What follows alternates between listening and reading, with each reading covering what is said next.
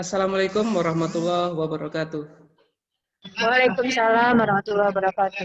Waalaikumsalam warahmatullahi wabarakatuh. Alhamdulillahirabbil waladzi arsala rasulahu bil huda wa dinil haq liyuzhirahu 'ala dini kulli wa kafa billahi syahida.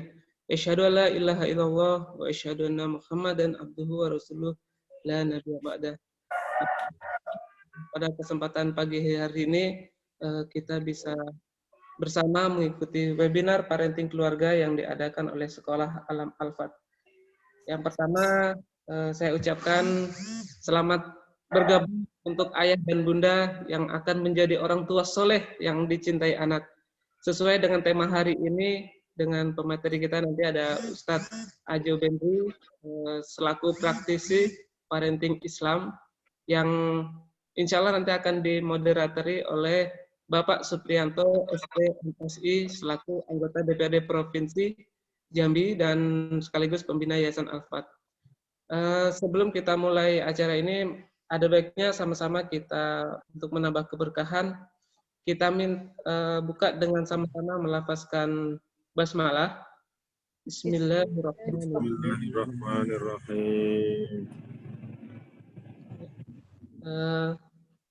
Dan selanjutnya untuk menambah keberkahan pada pagi kita akan sama-sama mendengarkan tilawah Al-Quran yang akan dibacakan oleh Ustadz Kuntadi. Kepada Ustadz Kuntadi dipersilahkan. Bismillahirrahmanirrahim. Assalamualaikum warahmatullahi wabarakatuh. Waalaikumsalam warahmatullahi wabarakatuh. A'udzu billahi minasy syaithanir rajim. Bismillahirrahmanirrahim. Walaqad atayna Luqmanal hikmata an ishkur lillah wa man yashkur fa innama yashkuru li nafsihi wa man kafara fa innallaha ghaniyyun hamid. Wa idh qala Luqmanu libnihi wa huwa ya'idhuhu ya bunayya la tusyrik billah inna syirka la dhulmun adhim. Wa wassayna al-insana biwalidayhi hamalathu ummuhu wahnan ala wahnin wa fisaluhu fi 'amayn an ishkur li wa liwalidayk ilayyal masir. Wa in jahadaka ala an tusyrika bima laysa laka bihi ilmun fala tuti'huma wa sahibuhuma fid dunya ma'rufa wattabi' sabila man anaba ilayya thumma ila marji'ukum fa unabbi'ukum bima kuntum ta'malun. Ya bunayya innaha in taku mithqala habbatin min khardalin fatakun fi sakhratin aw fis samawati aw fil ardi ya'ti biha Allah innallaha latifun khabir. Ya bunayya aqimis salata wa'mur bil ma'rufi wanha 'anil munkari wasbir 'ala ma asabak inna dhalika min azmil umur. Wa la tusa'ir khaddaka lin-nasi wa la tamshi fil ardi marha innallaha la yuhibbu kulla mukhtalin fakhur. Sadaqallahul azim. Assalamualaikum warahmatullahi wabarakatuh. Waalaikumsalam warahmatullahi wabarakatuh. Waalaikumsalam warahmatullahi wabarakatuh. Ya, syukran jazakumullah kepada Ustadz Kuntadi yang sudah membacakan tilawah Al-Quran pada pagi hari ini. Semoga bagi kita yang mendengarkan mendapatkan tambahan keimanan, syafaat di yaumil akhir kelak, dan juga mendapatkan banyak keberkahan di pagi hari ini. Sekali lagi kami ucapkan selamat datang pada ayah bunda mungkin yang baru bergabung di webinar Zoom meeting pagi hari ini bersama Sekolah Alam Al-Fat dalam rangka tema menjadi orang tua soleh yang dicintai anak, Minggu 31 Januari 2021. Dan sekali lagi tidak bosan kami ucapkan pada ayah bunda mungkin yang ingin mempersiapkan bahan-bahannya dipersilahkan. Dan selanjutnya kita akan mendengarkan sambutan dari Ketua Yayasan Sekolah Alam Al-Fat Jambi.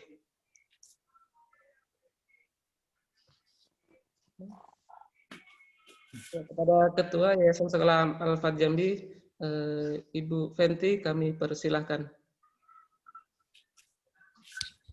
A'udzubillahiminasyaitonirrajim. Bismillahirrahmanirrahim. Assalamualaikum warahmatullahi wabarakatuh. Waalaikumsalam warahmatullahi wabarakatuh.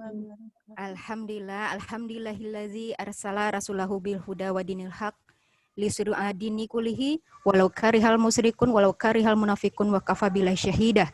Asyhadu an la ilaha illallah wa asyhadu anna Muhammadar Rasulullah. Alhamdulillahirabbil alamin.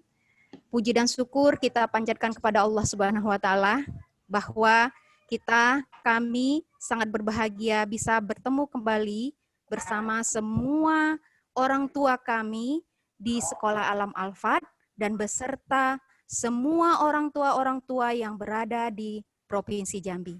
Alhamdulillah pada hari ini kita bisa bergabung dari teman-teman dari ayah dan bunda yang ada dari Sungai Penuh, ayah dan bunda yang ada dari Tebo, dan ayah bunda yang berada dari kota-kota yang lain, termasuk terutama yang berada di kota Jambi. Selamat bergabung dalam seri parenting. Yang terhormat kami ucapkan kepada Ustadz kita, Ajo Benri, yang alhamdulillah bisa berkesempatan bertemu bersama kita dengan ayah dan bunda di Provinsi Jambi, karena kami dari Sekolah Alam Al-Fat sebenarnya sudah sangat lama mengundang Ajo Benri untuk bisa hadir bersama kita semuanya, bergabung, saling beramar ma'ruf nahi mungkar, saling nasihat menasehati bersama kita di Kota Jambi. Alhamdulillah dengan Zoom meeting ini kita dipermudah untuk bisa bertemu. Kemudian yang terhormat kepada orang tua kami ya, Sekolah Alam Al-Fat, karena kami berada di Kecamatan Jambi Selatan, Bapak Camat kami, Bapak Iper Rian Suni, yang telah mudah-mudahan beliau bisa membuka acara kita pada hari ini.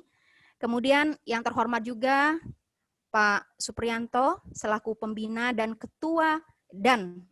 selaku pembina dan anggota DPR di Provinsi Kota Jambi. Beliau nanti bisa menemani kita bersama sebagai moderator, dan beliau juga sekaligus pembina dari Sekolah Alam Al-Fat, termasuk Bapak Ustadz Eka, kemudian Ibu Wardasari dan Pak Soekarno selaku pengawas Sekolah Alam Al-Fat Jambi. Selamat dan terima kasih banyak juga kepada teman-teman di yayasan serta majelis guru yang berada di Sekolah Alam Al-Fat. Selamat bergabung ayah dan bunda. Alhamdulillah kami sejak tahun 2004 Yayasan Al-Fat Rahmatan lil Alamin berkomitmen menyelenggarakan lembaga pendidikan sekolah yang ingin berkontribusi secara konkret terhadap dunia pendidikan yang berada di Provinsi Jambi. Termasuk bagaimana keinginan kami yang kuat menjadikan keluarga dan sekolah itu aktivitas yang saling bermitra. Dikarenakan kita, anak-anak kita itu adalah misi kita sebagai orang tua mempersiapkan mereka sebagai pemimpin-pemimpin peradaban yang akan datang. Selain kita sebagai orang tua menjalankan misi rahmatan lil alamin kita sendiri. Jadi kita memiliki dua tugas, menjalankan misi kita sebagai pelaku-pelaku rahmatan lil alamin, juga mempersiapkan generasi yang akan datang. Dan kami merasa, dan kami percaya, dan kami yakini untuk melahirkan pemimpin-pemimpin yang siap memimpin peradaban rahmatan lil alamin yang akan datang, itu memerlukan semua sumber daya dan semua energi positif yang kita miliki. Terutama orang tua soleh, sekolah, dan lingkungan-lingkungan yang soleh juga. Karena satu orang anak itu dibesarkan oleh banyak faktor, itu faktor-faktor positif. Dan kita sekolah alam ingin melahirkan anak-anak yang selain dia soleh sebagai dirinya sendiri, dia memiliki kemampuan untuk mensolehkan orang-orang di sekitarnya, mensolehkan lingkungannya, mensolehkan masyarakatnya, dan juga mensolehkan bangsanya. Oleh sebab itu, konsep yang kami yakini bisa melahirkan pribadi yang dewasa, pribadi soleh, dan pribadi yang tangguh, yang cerdas pikirannya, baik akhlaknya, dan memiliki jiwa pemimpin. Kita meyakini bahwa semua alam, semua sumber daya alam itu adalah lahan sekolah mereka. Mereka tidak hanya belajar di dalam kelas saja, tapi mereka belajar juga di luar kelas. Mereka belajar dari bentangan langit, mereka belajar dari bentangan alam, mereka belajar dari semua orang baik yang mereka temui. Dan begitulah sejatinya pendidikan yang kami yakini. Kami meyakini bahwa alam dan guru adalah guru-guru terbaik anak-anak kita. Nah, insya Allah untuk itu kami melakukan pelatihan-pelatihan rutin terkait pembekalan orang tua, tidak hanya mengharapkan anak-anak yang soleh, kita yakini bahwa anak yang soleh dilahirkan oleh orang tua yang soleh. Untuk itu, pelatihan atau parenting kepengasuhan orang tua ini adalah kegiatan yang rutin kami lakukan, minimal 1 kali setahun. Dan alhamdulillah, untuk tahun ini, insya Allah kita akan menjalankan sesi parenting ini rentang antara 4-5 kali pertemuan. Ayah dan ibu bisa mengakses informasi tersebut di grup WA yang kami miliki. Bagi yang belum tergabung dalam grup WA, ayah dan ibu bisa menghubungi kontak personnya dan meminta untuk bergabung di dalam grup WA tersebut. Kita akan mendapatkan guru-guru dari banyak bidang ilmu. Selain itu, sekolah alam Al-Fat Jambi juga memiliki program pendidikan dari playgroup sampai SMP. Insya Allah kita sudah membuka PPDB untuk program tersebut, dan kita akan memberikan fasilitas-fasilitas yang mempermudah orang tua bagi orang tua yang cepat melakukan proses pendaftaran. Termasuk ada juga lomba-lomba foto. Terima kasih banyak. Belajar. Semoga acara ini bisa bermanfaat buat kita semua. Akhirul kalam. Assalamualaikum warahmatullahi wabarakatuh. Waalaikumsalam warahmatullahi wabarakatuh. Terima kasih kepada Ibu Resmiati yang sudah menyampaikan selaku Ketua Yayasan Al-Fat Jambi. Ya, sekali lagi kita minta kerjasamanya untuk ayah dan bunda mungkin yang belum untuk mengontrol suaranya yang belum di-unmute. Sekali lagi kepada ayah dan bunda, tadi masih kita dengarkan beberapa.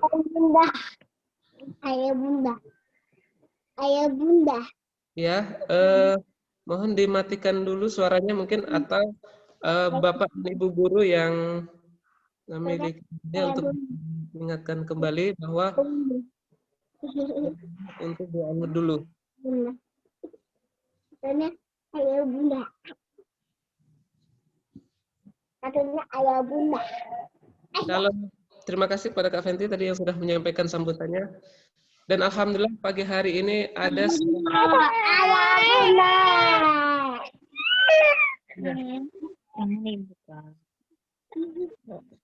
ya, mohon maaf pada ayah bunda yang lainnya yang mungkin agak sedikit terlambat.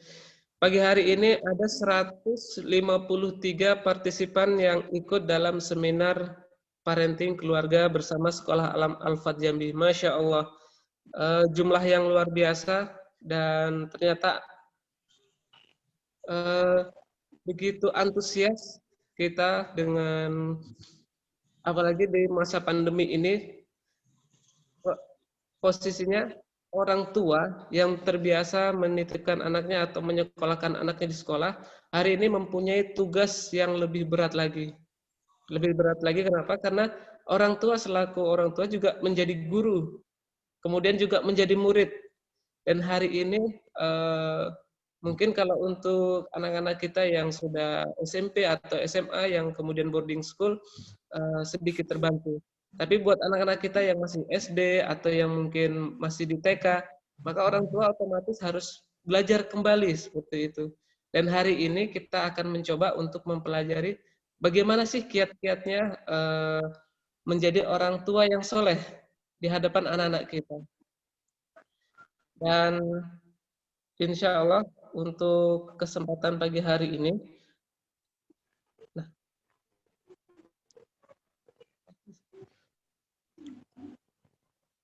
seyogianya akan ada sambutan dari Camat Jambi, tapi untuk kesempatan hari ini beliau tidak bisa hadir. Semoga di pertemuan berikutnya bisa hadir. Dan selanjutnya untuk menutup pembukaan acara pagi hari ini, kita dengarkan doa. Kita akan manjatkan doa, semoga Allah Subhanahu wa Ta'ala memberikan keberkahan untuk acara kita pagi hari ini. Dan untuk doa, kita minta kepada Ustadz Kun tadi untuk memimpin doa pada pembukaan acara hari ini.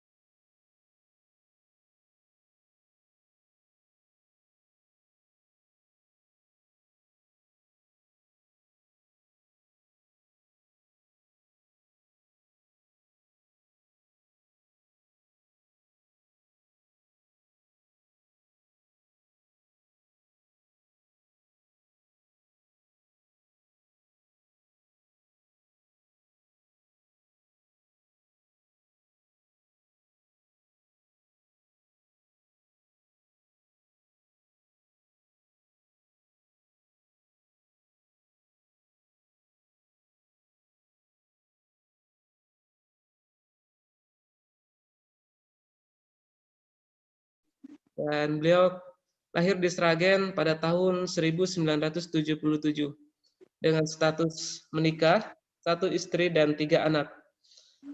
Beliau adalah sebaik-baiknya manusia adalah yang bermanfaat bagi orang lain. Untuk pendidikan, beliau D3 UGM Yogyakarta dan kemudian melanjutkan di S1 Universitas Jambi dan melanjutkan S2 Universitas Jambi. Ya. Saat ini aktivitas beliau adalah selaku anggota Dewan DPRD Provinsi Jambi, Komisi 4 Bidang Pendidikan dan Kesejahteraan Rakyat. Dan alhamdulillah ini adalah periode yang ketiga ya setia dari Bapak Supriyanto. Sebelumnya dari dapil lain dan alhamdulillah saat ini beliau menjabat Ketua DPRD Provinsi Jambi, Dapil Kota Jambi, dan semoga lebih banyak yang bisa ayah dan bunda dan kita semua manfaatkan dengan posisi beliau di DPRD Provinsi Jambi, mungkin apalagi beliau khusus di Komisi 4 Bidang Pendidikan dan Kesejahteraan Rakyat. Dan selanjutnya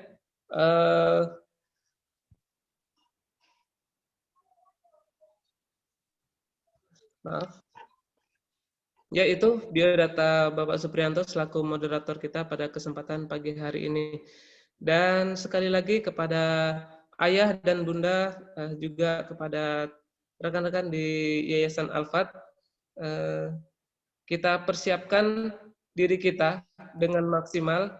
Kita siapkan, mungkin yang ada ingin menyiapkan buku catatan, kemudian pena, kemudian ada yang perlu minum atau snack supaya ketika acara mulai tidak perlu mondar-mandir lagi, nanti kita jadi lebih fokus. Maka kita persiapkan sebelum acara nanti kita memasuki materi yang akan disampaikan oleh Ustadz Ajo Bendri. Dan sekali lagi kepada ayah dan bunda, Sekolah Alam Al-Fat ini mengadakan parenting seperti yang disampaikan oleh Ibu Fenty tadi, rutin mengadakan parenting untuk orang tua, wali murid, juga kepada masyarakat umum, bahwa pendidikan itu tidak hanya milik anak-anak yang sekolah, tetapi kita selaku orang tua juga harus terus menambah wawasan dan keilmuan kita. Karena pendidikan semakin maju zaman kita, maka orang tua dituntut semakin lebih cerdas. Dan salah satunya yang dilakukan oleh Sekolah Alam Al-Fat ini adalah dengan selalu rutin mengadakan sekolah parenting. Baiklah, kepada ayah dan bunda, untuk acara pembukaan pagi hari ini kita cukupkan dengan lafaz hamdalah, alhamdulillahirobbilalamin. Dan selanjutnya untuk sesi acara inti, materi yang akan disampaikan oleh Ustadz Aji Bendri akan dipimpin oleh moderator kita Bapak Suprianto. Kepada Bapak Suprianto kami persilahkan. Baik, bismillah. Assalamualaikum warahmatullahi wabarakatuh. Innal hamdalillah nahmaduhu wa nasta'inu wa nastaghfiruh wa na'udzu billahi min syururi anfusina wa min sayyiati a'malina may yahdihillahu fala mudhillalah wa ma yudhlil fala hadiyalah. Asyhadu an la ilaha illallah wa asyhadu anna Muhammadan abduhu wa rasuluh. Wa qala Allah ta'ala fil kitabil karim a'udzu billahi minasyaitonir rajim bismillahirrahmanirrahim ya ayyuhalladzina amanu taqullaha haqqa tuqatih wa la tamutunna illa wa antum muslimun. Sadaqallahul azim. Baik, yang kami hormati Ketua Yayasan Al-Fat Jambi beserta jajaran pengurus Yayasan Al-Fat dan para asatidz atau asidah guru di Sekolah Alam Al-Fat Jambi. Yang kami hormati pembicara pada kesempatan pagi hari ini Ustadz Bendri Jayusyu Rahman atau yang dikenal Ajo Bendri. Kemudian yang kami hormati ayah bunda, bapak ibu, orang tua murid dan juga masyarakat Provinsi Jambi yang ikut dalam webinar tentang kita senantiasa panjatkan syukur kita kehadirat Allah Subhanahu wa taala atas segala limpahan karena nikmatnya sehingga alhamdulillah pada pagi hari ini kita bisa kembali dipertemukan dalam agenda webinar ini. Mudah-mudahan kita senantiasa diberikan kesehatan, kenikmatan, sehingga kemudian kita bisa beraktivitas, menjalankan kegiatan-kegiatan kita sehari-hari dengan sebaik-baiknya di tengah pandemi COVID-19 ini. Yang kedua, salawat dan salam semoga tercurah pada junjungan kita, Nabi Muhammad Sallallahu Alaihi Wasallam, yang kita nantikan syafaatnya nanti di yaumul qiyamah. Amin. Baik, Bapak, Ibu, Ayah, Bunda, dan saudara sekalian yang hadir pada kesempatan webinar pagi hari ini.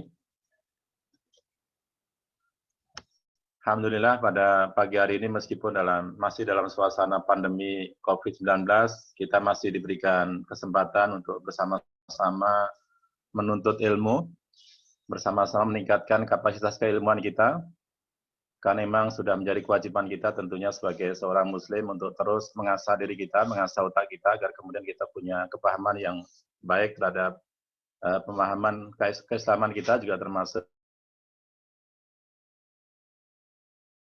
bermanfaat bagi kehidupan kita sehari-hari. Tentunya kesempatan ini kesempatan yang langka. Kalau mungkin tidak ada COVID, mungkin kita tidak bisa webinar yang bisa rutin. Tapi alhamdulillah, meskipun dalam suasana pandemi COVID, tapi kita masih bisa webinar meskipun melalui teknologi Zoom meeting ini. Dan tentunya ini sebuah investasi yang mahal bagi kita. Ilmunya itu adalah investasi yang mahal bagi kita. Kalau seorang pakar motivator, meskipun bukan beragama Islam, Tung Desem Waringin gitu ya, beliau pernah mengatakan bahwa ternyata investasi yang mahal itu adalah investasi leher ke atas gitu, atau investasi otak kita. Karena dengan investasi pada keilmuan, pada pemahaman kita, maka insya Allah itu lebih bermanfaat dibandingkan dengan investasi yang lainnya. Sehingga kemudian kita juga menginvestasikan pendidikan anak-anak kita, bahkan di TK sampai 2 tahun, SD 6 tahun, kemudian SMP, SMA 6 tahun, sampai 12 tahun minimal gitu ya. Kita menyekolahkan anak-anak kita dengan harapan memang anak-anak kita juga punya pemahaman keilmuan yang baik untuk bekal hidupnya di masa-masa yang akan mendatang. Baik, Bapak, Ibu, dan saudara sekalian yang berbahagia, kita mungkin sering mendengar berita-berita, baik melalui media televisi, media elektronik, kemudian juga media sosial yang sekarang sedang marak misalnya. Banyak kita baca berita tentang anak-anak yang tega menuntut orang tuanya di pengadilan gitu ya. Dan itu sering kita mendengarkan berita-berita seperti itu. Bahkan kemarin terakhir yang saya telusuri di berita online, di Bandung ada seorang anak yang tega menuntut orang tuanya dengan angka yang cukup besar, 3 miliar hanya karena masalah urusan tanah, urusan warisan gitu ya. Atau misalnya ada berita yang lainnya di Kendal, Jawa Tengah, ada seorang anak yang menuntut kedua orang tuanya hanya gara-gara urusan kendaraan mewah, mobil mewah gitu ya. Ini kan sebetulnya ironis bagi kita gitu. Anak-anak sendiri, anak kandung sendiri yang dia dilahirkan dari rahim ibunya, tapi ketika dia sudah besar, sudah dewasa, membawa masalah dengan ibunya kerana hukum gitu. Ini kan luar biasa. Hal seperti itu banyak terjadi di masyarakat kita, dan itu juga tidak terjadi 1-2 kali saja, tapi hampir setiap tahun, hampir sepanjang yang berita-berita yang kita baca senantiasa ada hal seperti itu. Bapak, Ibu, dan saudara sekalian yang berbahagia, kebetulan saya di DPRD Provinsi ini juga membidangi masalah kesejahteraan sosial gitu, kesejahteraan rakyat. Saya sering berkunjung ke panti-panti sosial maupun panti jompo yang ada di Kota Jambi gitu ya. Kemarin beberapa bulan yang lalu ketika kunjungan ke panti jompo, ternyata banyak orang-orang tua yang dalam tanda kutip telantar di sana gitu ya, tidak dipelihara oleh anak-anaknya. Dan ketika kita dialog dengan salah satu nenek yang sudah renta di sana, "Nek, kenapa engkau di sini? Kenapa nenek di sini?" gitu ya. Apa jawabannya? Sambil menangis beliau mengatakan, "Ya, saya dikirim ke sini oleh anak saya gitu ya. Karena dia sibuk dengan agendanya masing-masing, dengan kegiatannya masing-masing, sehingga kemudian saya dikirim ke panti jompo ini." Gitu.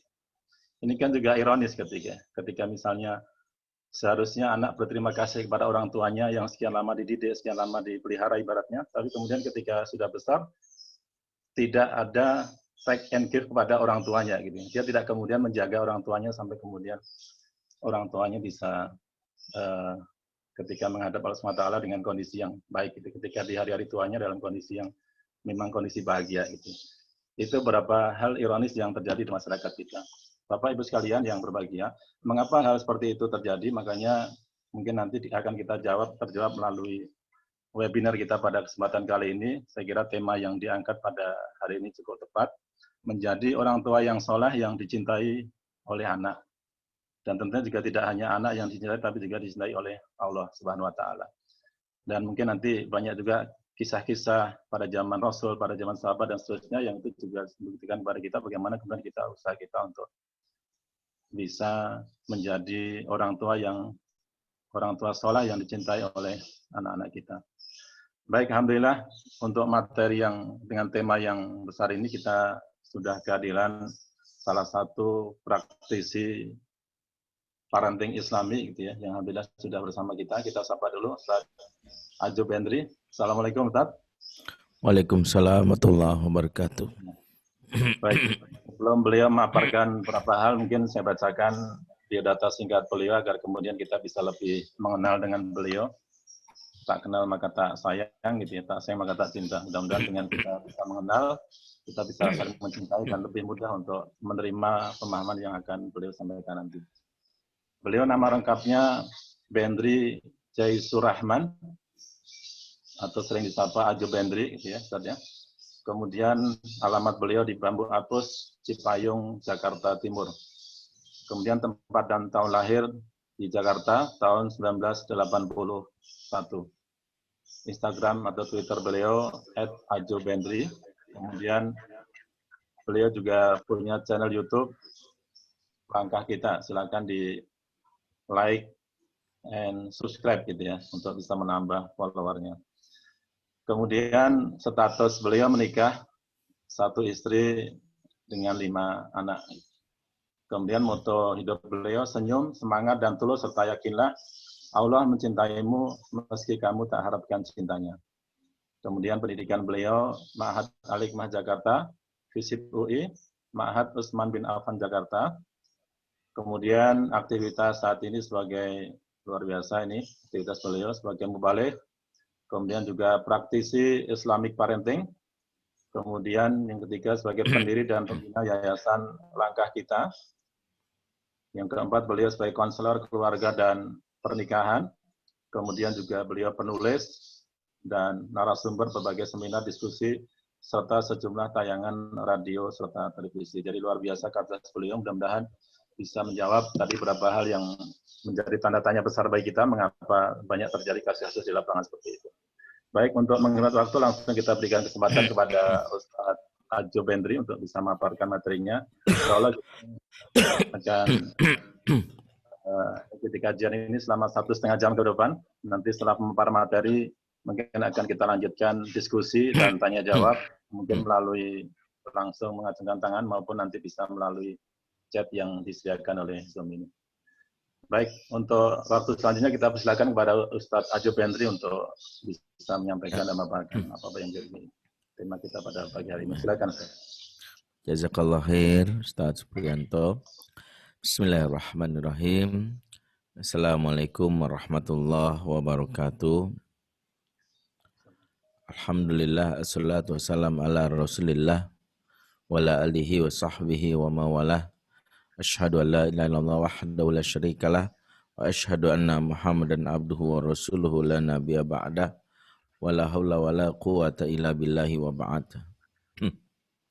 Ikhwatal iman, a'azakumullah jami'an. Bapak-bapak, ibu-ibu, saudara-saudariku semua, ikhwan wa hafillah. Terkhusus saya ingin sampaikan salam hormat, salam cinta saya buat kepala sekolah dan ketua yayasan dari Sekolah Alam Al-Fat Jambi, dan juga para guru, para staf pengajar, dan segala pihak yang membantu proses pendidikan Sekolah Alam Al-Fat. Sungguh di masa pandemi ini saya tahu betapa para guru ini sangat sibuk ya, bukan nganggur, justru mereka sibuk memikirkan apa yang menjadi hak dari anak-anak kita. Dan mereka tentu bekerja keras untuk bisa memberikan, seraya juga mereka mengimbangi tanggung jawab mereka di rumah sebagai orang tua bagi anak-anak mereka. Kita doakan buat para guru yang juga para orang tua yang bersama-sama memikirkan pendidikan anak-anak ini. Semoga Allah berkahi dan semoga kita semua yang hadir dalam majelis ini insya Allah diperkenankan untuk bisa masuk surga bersama-sama. Amin ya rabbal alamin. Ayah bunda yang melakukan Allah Subhanahu wa taala, kita memuja dan memuji Allah juga disebabkan salah satunya betapa kita mensyukuri karunia-Nya di masa pandemi ini, kita tetap bisa melakukan banyak hal ya, dan ini nikmat Allah di tengah pandemi, betapa Allah di masa-masa sulit pun masih memberikan nikmat kepada kita. Fa inna ma'al usri yusra, inna ma'al usri yusra. Dan ini kita bisa lihat bahwa kita memang sulit berkumpul, berkerumun, ya. Bahkan sholat pun di sebagian masjid dibatasi dengan menjaga jarak, dan beberapa kajian di masjid pun diliburkan. Namun Masya Allah ya, ada nikmat yang baru kita sadari berupa teknologi yang membuat kita bisa terhubung dari berbagai lokasi. Seperti webinar kali ini ternyata juga bukan hanya dari Jambi ya, tapi juga dari berbagai daerah, dan inilah salah satu nikmat Allah. Dan kami sendiri merasakan ya bahwa saya pribadi selama pandemi ini ya boleh dibilang jarang kemana-mana, lebih banyak ya berada di studio mini yang kami miliki. Tapi meskipun nggak kemana-mana, tapi bisa hadir di mana-mana. Bahkan pernah satu hari kami bisa keliling negara ya, pagi di Australia, siang di Jepang, ya, sore di Qatar, ya, malam di Amerika. Jadi kami merasakan belum pernah sehari keliling dunia, baru hari itu keliling dunia. Dan ini adalah nikmat yang Allah berikan. Dan ini juga yang harus kita manfaatkan. Makanya kaum-kaum yang justru di masa pandemi ini tidak mengambil hikmah pelajaran untuk meningkatkan kualitas diri, betapa teknologi diberikan oleh Allah untuk kita pakai untuk kemanfaatan diri kita, justru mereka adalah orang-orang yang merugi ya. Dan seketika pandemi ini usai, tidak ada pelajaran atau hikmah yang mereka ambil kecuali hanya keluh kesah atau apa yang mereka rasakan efek dari pandemi yang terjadi. Di kesempatan pagi hari menjelang siang ini, kita berbicara tentang bagaimana hakikat dari peran kita sebagai orang tua. Dan judul yang disampaikan Manitia mengajarkan dua hal, yaitu menjadi orang tua soleh yang dicintai. Di sini ada dua hal yang bisa kita pelajari, betapa kesolehan itu adalah sesuatu yang mutlak. Menjadi orang tua soleh itu adalah tanggung jawab kita secara personal.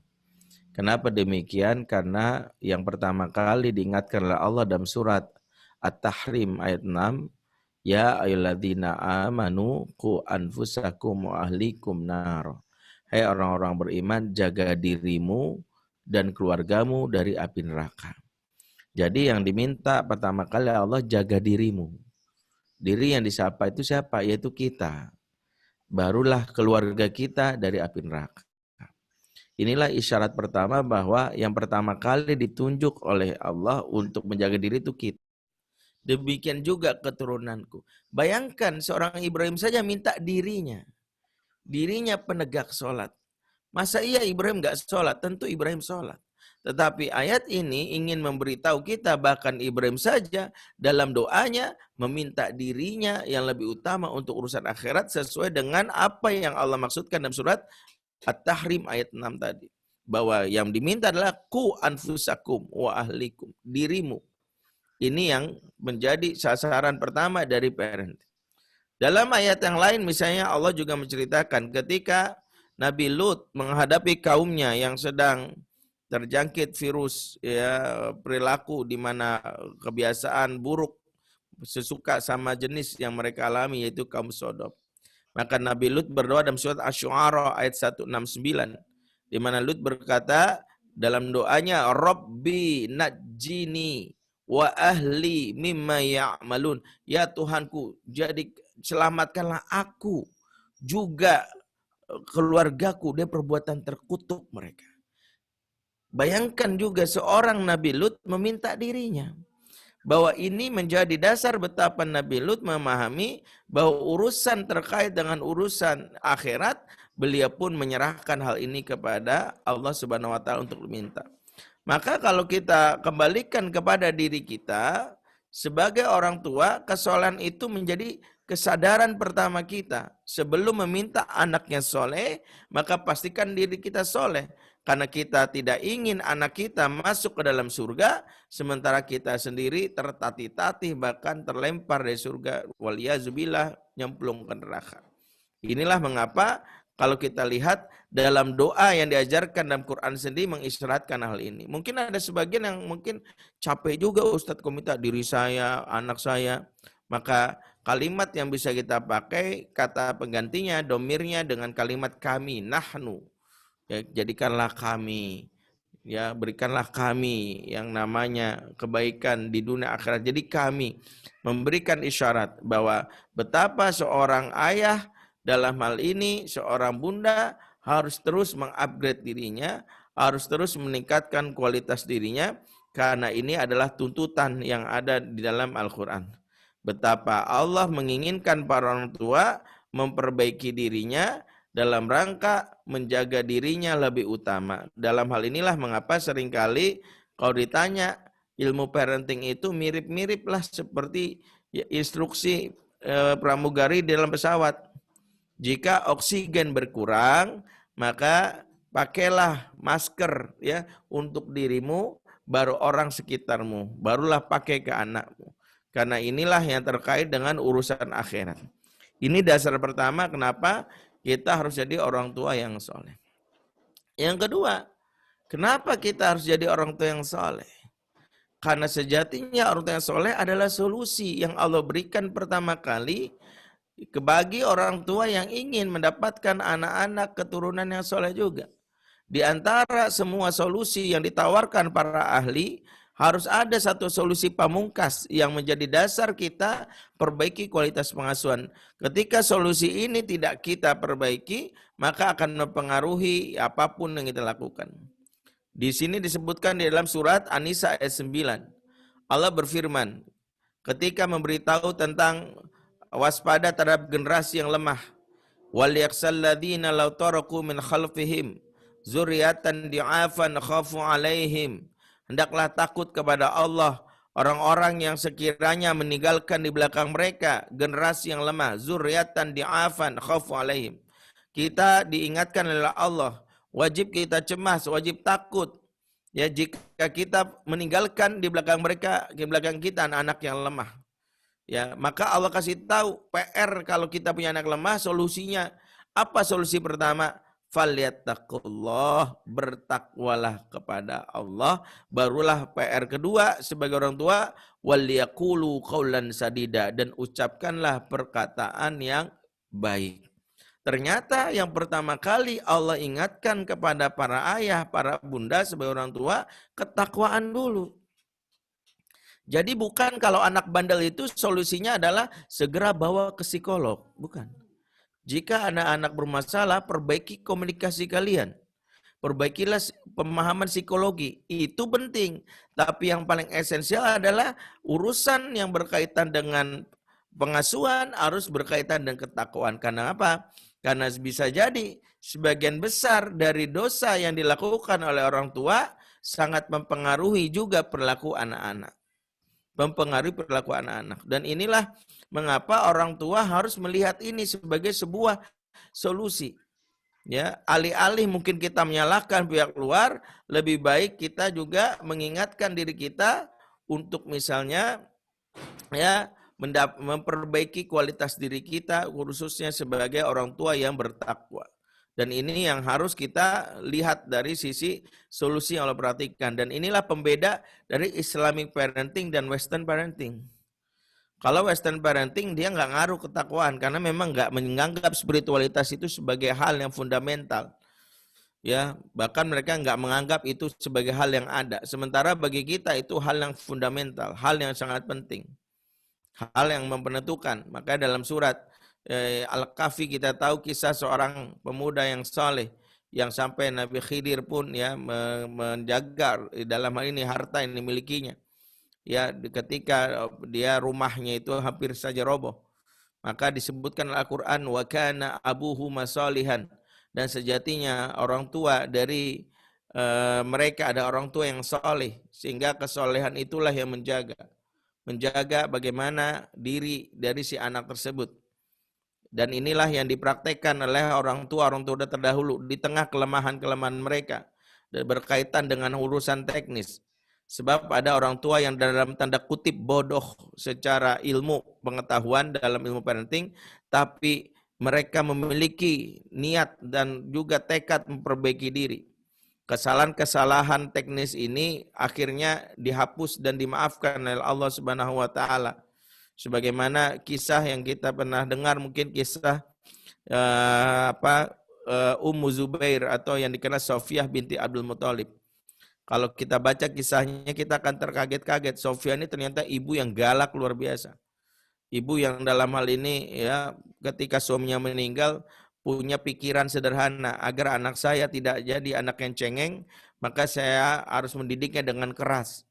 Dan sayangnya karena ketidakpengetahuannya tentang mendidik anak secara teknis, dia ambil balok yang besar, begitu Zubair lagi asik main digebukin tanpa sebab. Buak, gitu.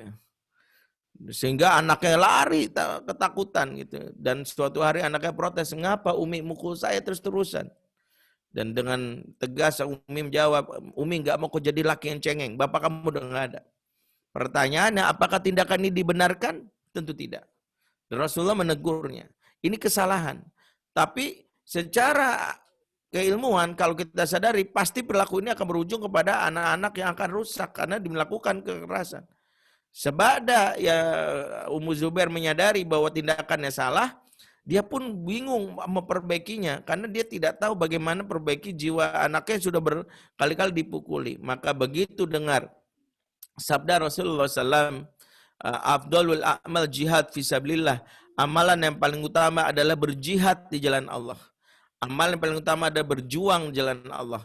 Maka ibunda dari Zubair bin Awam ini pun mendaftarkan dirinya, padahal dia seorang wanita. Dia minta supaya dirinya dimasukkan dalam medan jihad. Dan Rasulullah awalnya menolak. Tapi dengan begitu giginya, ngototnya, dia ingin, maka Rasulullah pun mengizinkannya. Dan akhirnya beliau pun ikut sebagai barisan kaum muslimin meskipun di dapur. Jadi urusan logistik peruk dari si mujahid. Dan ini beliau terima karena statusnya tetap berpahala. Sampai Allah juga berikan sebuah hal yang menjadikan diri beliau bernilai ketika suatu hari masuklah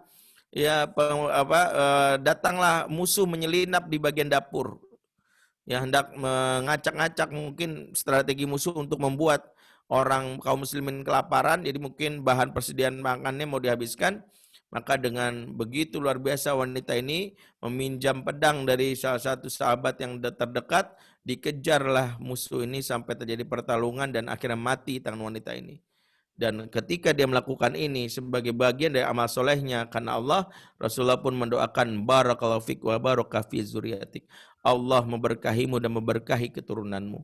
Maka ternyata terbukti keturunan dari Ummu Zubair, anak-anak Zubair bin Awam menjadi orang-orang yang luar biasa. Mulai dari Abdullah bin Zubair, ya Allah jadikan sebagai khalifah di zaman dinasti Umayyah, kemudian Mus'ab bin Zubair menjadi seorang gubernur di daerah Irak, kemudian Urwah bin Zubair menjadi seorang ulama, dan segala keturunannya pun dijaga.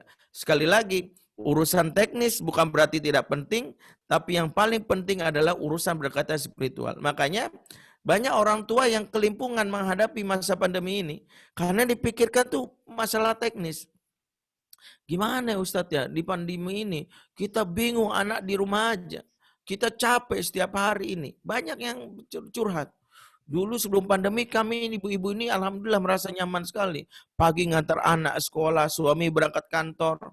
Sambil nunggu anak sekolah bisa pulang dulu ke rumah sambil nonton drama Korea. Atau sinetron di Indosiar itu. Ada lagunya Rosaku menangis kan gitu. Ya ternyata sekarang gantian ibu-ibu yang menangis sekarang. Ya. Nah, ketika ibu-ibu menyadari hal ini, dia bingung. Sekarang hampir setiap pagi kami nggak bisa istirahat. Bangun pagi ngeliat WA itu stres. Ya, semua guru udah dengan segala tugasnya. Ya, suami asik-asik ya. Ya dengan segala aktivitas harus buat sarapan macam-macam. Ya, belum lagi anak kok ada 5. Banyak ibu-ibu stres. Tapi di luar ibu-ibu stres ini banyak yang lupa situasi berat ini sejatinya sudah ceritakan dalam Al-Quran dan ada resepnya. Salah satunya ketika Allah Subhanahu wa Ta'ala memberitahu betapa peran kenabian pertama kali yang diemban oleh Rasulullah itu adalah sesuatu yang mengangkat Rasulullah dari dunia nyamannya ke dunia yang tidak nyaman. Makanya Allah berfirman di dalam surah Al-Muzammil, ya ayyuhal muzammil, wahai orang-orang yang berselimut. Ayat ini seolah-olah memberitahu kepada Rasul, masa selimutmu di mana engkau berada di zona nyaman telah selesai. Engkau berada di zona baru yang engkau akan mendapatkan banyak ujian. Sampai di ayat kelimanya Allah mengingatkan bagaimana kalimat ini mulai dengan inna sanulqi alaika qaulan tsaqila. Sesungguhnya kami berikan kepada engkau perkataan yang berat. Dimaknai oleh Ibnu Abbas sebagai tugas Nabi sebagai seorang dai ada sesuatu yang berat. Di mana resikonya dicaci maki, dibully, bahkan yang lebih ekstrim dibunuh. Tapi Allah tidak membiarkan Rasul dalam keadaan yang berat ini tanpa bekal. Bekal yang Allah berikan adalah bekal yang bisa dipraktekkan oleh umatnya, bahwa situasi seberat apapun bisa kita kuatkan kalau kita punya bekalnya. Apa bekal yang Allah berikan kepada Nabi? Qumil laila illa qalila, nisfahu awinkus minhu qalila, auzid alaihi warattilil qur'ana tartila. Bangunlah di tengah malam, dan yang kedua tilawatil Qur'an.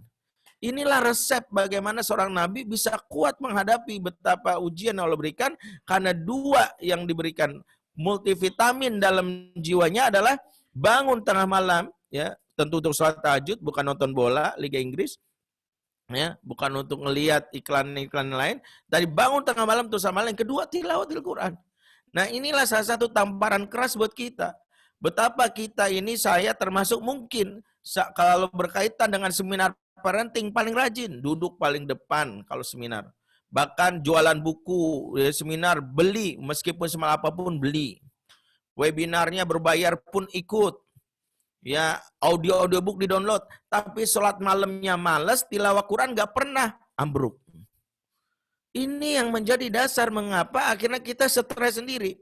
Makanya untuk kita kuat, untuk menghadapi, bahkan ketika anak kita tidak sesuai dengan harapan, falyattaqullah, bertakwa dulu, periksa dulu. Bisa jadi satu, pengaruh dari kemaksiatan orang tua, dampak yang paling bisa kita adalah ke anak. Dan ini adalah ijma para ulama. Dan ini dibahas para ulama, betapa seorang ulama, ya, Fudail bin Iyad dalam kitab Al-Bidayah wa Nihayah, ya, mengeluarkan sebuah statement menarik. Betapa dampak dari kemaksiatan itu jangan sekedar urusan akhirat. Allah berikan sebuah isyarat bahwa maksiat engkau itu berpengaruh bukan hanya di akhirat tapi juga di dunia. Beliau mengatakan la a'si Allah faraftu dzalika bi khuluqi himari wa bi khuluqi ahli wa bi khuluqi khadimi wa bi fa'ri fi baiti. Sungguh tatkala aku bermaksiat kepada Allah, ini kata Fudail bin Iyad, ya, pengaruh maksiatku nampak di dalam 4 hal. Satu, katanya, kendaraan yang suka mogok. Jadi kendaraan itu, kata para ulama, sejatinya adalah berada dalam kendalinya Allah. Itulah yang membuat kita berdoa, Subhanalladzi sakholana hadza wa ma kunna lahu muqrinin. Maha suci Allah yang mengendalikan kendaraan ini sementara kami tidak punya kuasa apa-apa. Jangan sombong kita punya mobil sebagus apapun, produk Eropa, bensinnya Pertamax, Turbo, Aftur, bukan.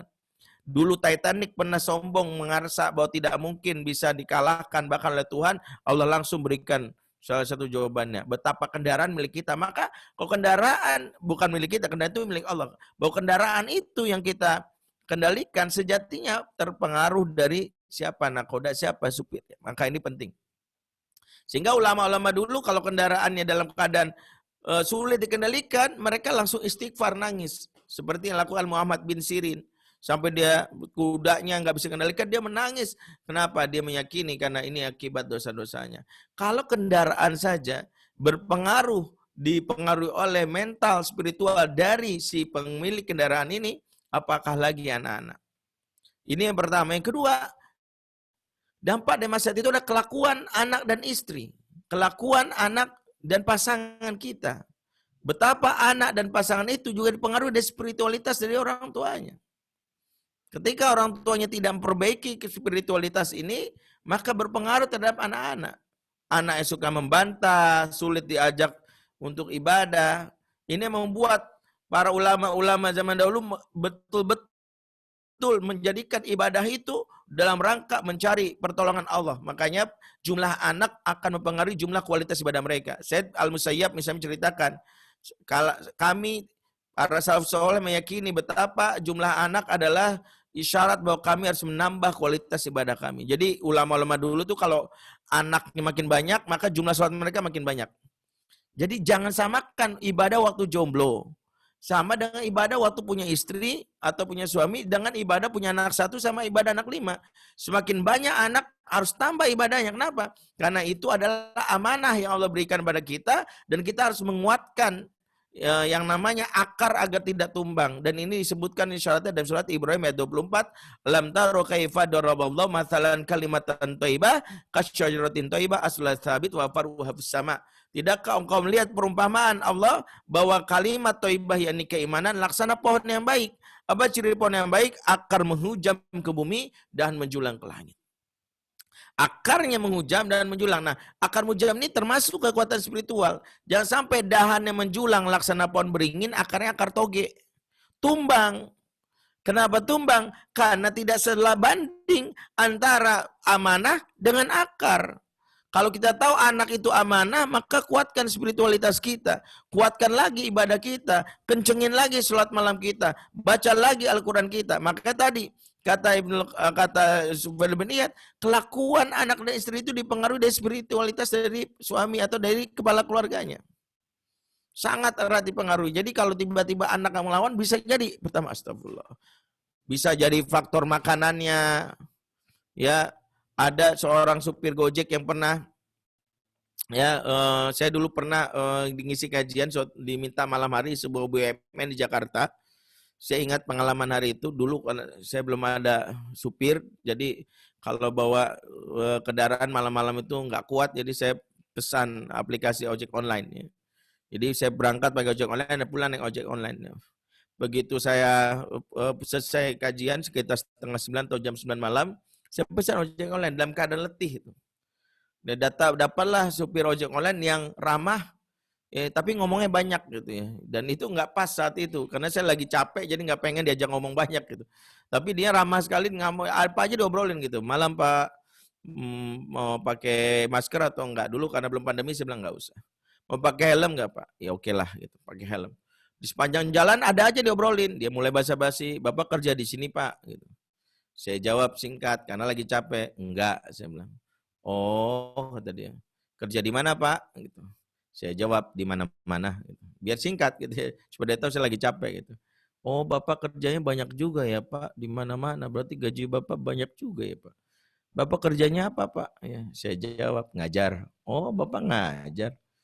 Ngajar apa, Pak? Ngajar ngaji. Oh, Bapak Ustadz. Oh, alhamdulillah. Kalau begitu saya boleh nanya dong Pak Ustadz. Ya, saya bilang dari tadi situ udah banyak nanya. Saya bilang. Akhirnya dia diam aja.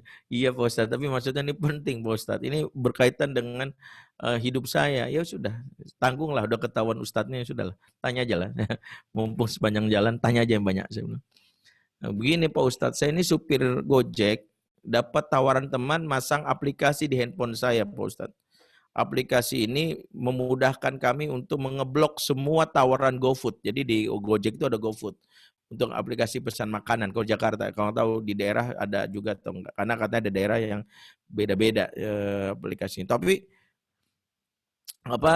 di sini fungsinya untuk memblok semua orderan makanan. Jadi kalau misalnya ada yang pesan makanan, lari kami bisa pilih yang paling bagus untuk meningkatkan performance kami. Nah ini memang ilegal Pak Ustadz, kami bayar dulu 100.000, tapi nanti mempengaruhi performance kita. Nah menurut Pak Ustadz, gimana Pak Ustadz hukumnya? Saya kalau ditanya hukum, saya yakin orang tuh malas dengernya, karena yang paling penting kan orang tuh dapat pelajaran. Maka saya jawab gini aja, boleh, tapi terima resikonya. Dia langsung ingat, resikonya apa Pak Ustadz? Kalau resikonya saya bilang neraka, orang ini pasti udah langsung nolak. Tapi saya bilang, resikonya istri suka ngelawan, anak sulit diatur. Langsung dia berhenti, motornya langsung pantesan kata dia. Nah, saya kaget. Waduh ini pas banget nih Pak Ustadz. Wah kalau sama istri saya memang udah lama ribut nih tanggal ini. Tapi ini anak nih kepikiran juga saya. Alhamdulillah Pak Ustadz, gini-gini anak saya di pesantren Pak Ustadz. Kelas 1 SMP di Bogor. Suatu hari dia nelpon saya 2 minggu yang lalu itu.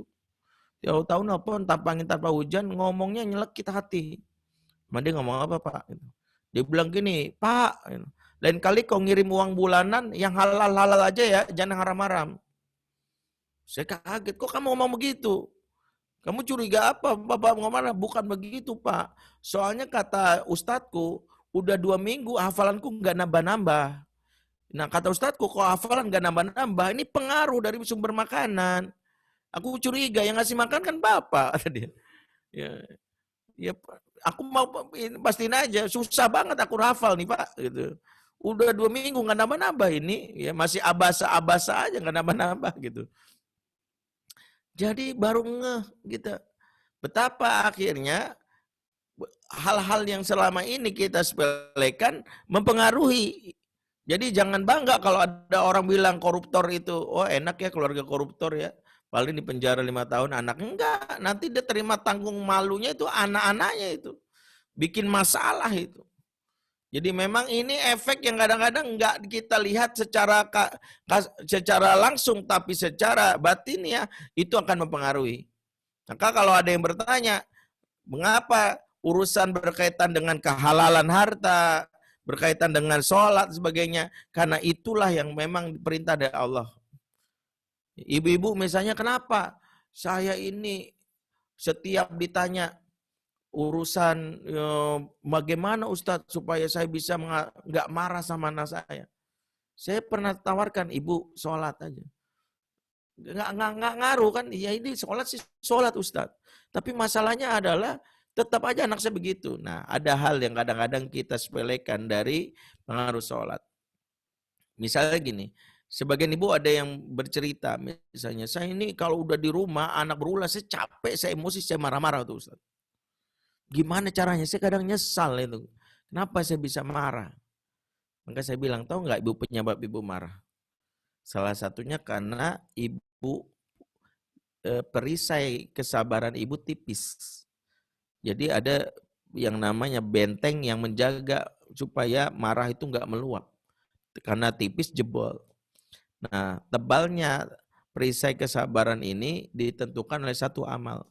Nama amalnya adalah sholat. Karena Allah berfirman surah Al-Baqarah 45, wasta'inu bisobri wassalah. Minta tolonglah kepada Allah dengan sabar dan sholat. Dalam ayat ini sabar dan sholat digandeng. Kenapa? Karena ukuran kesabaran kita tergantung ukuran sholat kita. Mohon maaf, siapa di antara kita yang sholatnya saking capeknya masih buru-buru begini, Allah Akbar. Allah Akbar. Pasti nggak sabaran. Pasti nggak sabaran, saya simpulkan. Kenapa? Karena bersama Allah saja dia tidak merasa bisa menjaga dirinya, sabar, apalagi bersama anak. Maka kalau kita ingin menjaga kualitas kesabaran kita, salah satu yang perbaiki kualitas sholat kita. Secapek-capeknya sholat jangan buru-buru. Allahu Akbar. Walaupun resikonya tahu, ya resiko itu. Tapi intinya adalah tetaplah tumakninah. Latihannya di situ dan insya Allah bisa. Latihannya di situ, insya Allah bisa. Kenapa saya yakin insya Allah bisa? Karena pasti sebagian besar kita sudah pernah merasakan sholat yang paling tertib. Ya, minimal sekali seumur hidup. Kapan itu? Saat ujian sholat pas praktek, ujian praktek sholat. Ya. Untuk kelas 6 SD. Biasanya sholat kita paling tertib.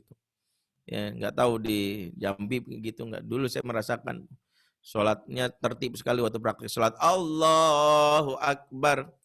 Bismillahirrahmanirrahim. Itu dulu. Giliran sekarang Allah Dulu pas praktek sholatnya kita perasaan nggak begini, ya.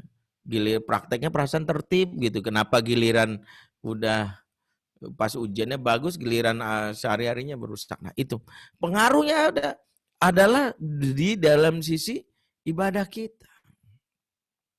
Jadi kalau kita ibadah kita berantakan, pengaruhnya di situ. Jadi mengapa solusi pertama itu adalah ketakwaan? Karena kesolehan itu berpengaruh. Wa may yattaqillah yaj'al lahu makhraja. Barang siapa yang bertakwa Allah kami berikan jalan keluar. Bukan hanya urusan rezeki. Jalan keluar ini segala problematika hidup mulai dari ketakwaan.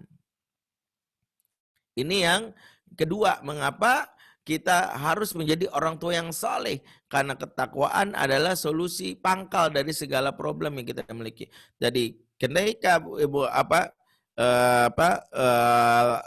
Fudail bin Iyad mengatakan dampak maksiat itu, dia bilang pengaruhnya kepada kendaraan, yang kedua anak dan istri, yang ketiga kata beliau pembantu yang suka ngeselin, kita punya anak buah tapi sulit banget diatur, itu juga karena ketakwaan dari orang tersebut. Bahkan yang keempat kata beliau, pengaruh dari maksiat itu adalah tikus masuk ke dalam rumah. Dulu kalau para ulama meyakini tikus itu bagian dari hewan fasik. Kalau masuk ke dalam rumah, tanda ada maksiat di rumah tersebut yang dalam hal ini mungkin tidak kita sadari. Makanya dulu ulama-ulama kalau tikus masuk itu diusirnya dengan istighfar, banyak taubat. Sambil diajak ngobrol kadang-kadang, wahai tikus, ya kalau kau datang menjadi isyarat maksiat mungkin di antara kami, karena itu kami bertobat.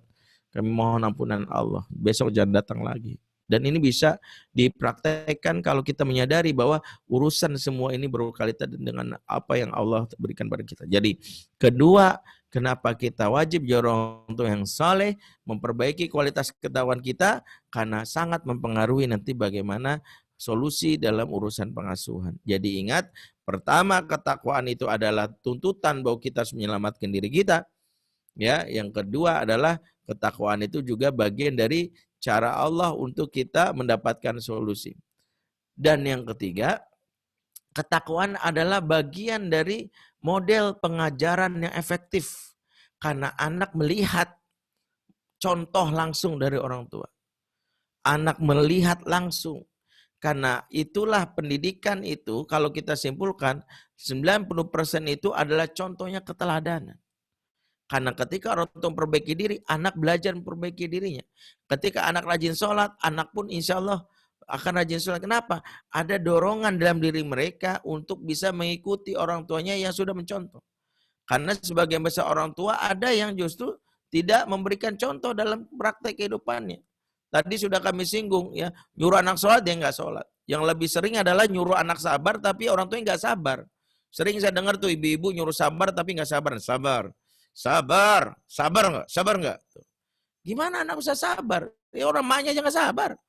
Yang nyuruh sabar tapi sabar nih, bucubit nih. Kalau nggak sabar bucubit. Akhirnya anak taunya, oh kalau sabar tuh begitu ya. Akhirnya dia praktekin ke adiknya begitu. Adik sabar, adik sabar. Nah, ini turun-temurun nih. Kalau memang mau sabar, kitanya sudah menenangkan diri. Sabar adik, sabar sayang, sampai senyum. Karena ini dicontoh oleh anak. Sebab kemarahan kita pun ditiru. Jangan langsung menganggap anak itu langsung ini belajar di mana sih. Kadang ada perilaku kita yang nggak kita lihat tapi dilihat oleh orang lain. Ini disebut oleh Imam Al-Ghazali. Kalau dalam ilmu modern namanya Johari window. Apa yang kita lihat, kita kenal diketahui orang lain. Ada yang nggak kita kenal diketahui orang lain. Ini contohnya itu tadi. Pengen tahu aslinya kita itu, lihat tuh anak tuh cermin. Karena dia mencontoh dari mana? Omongannya.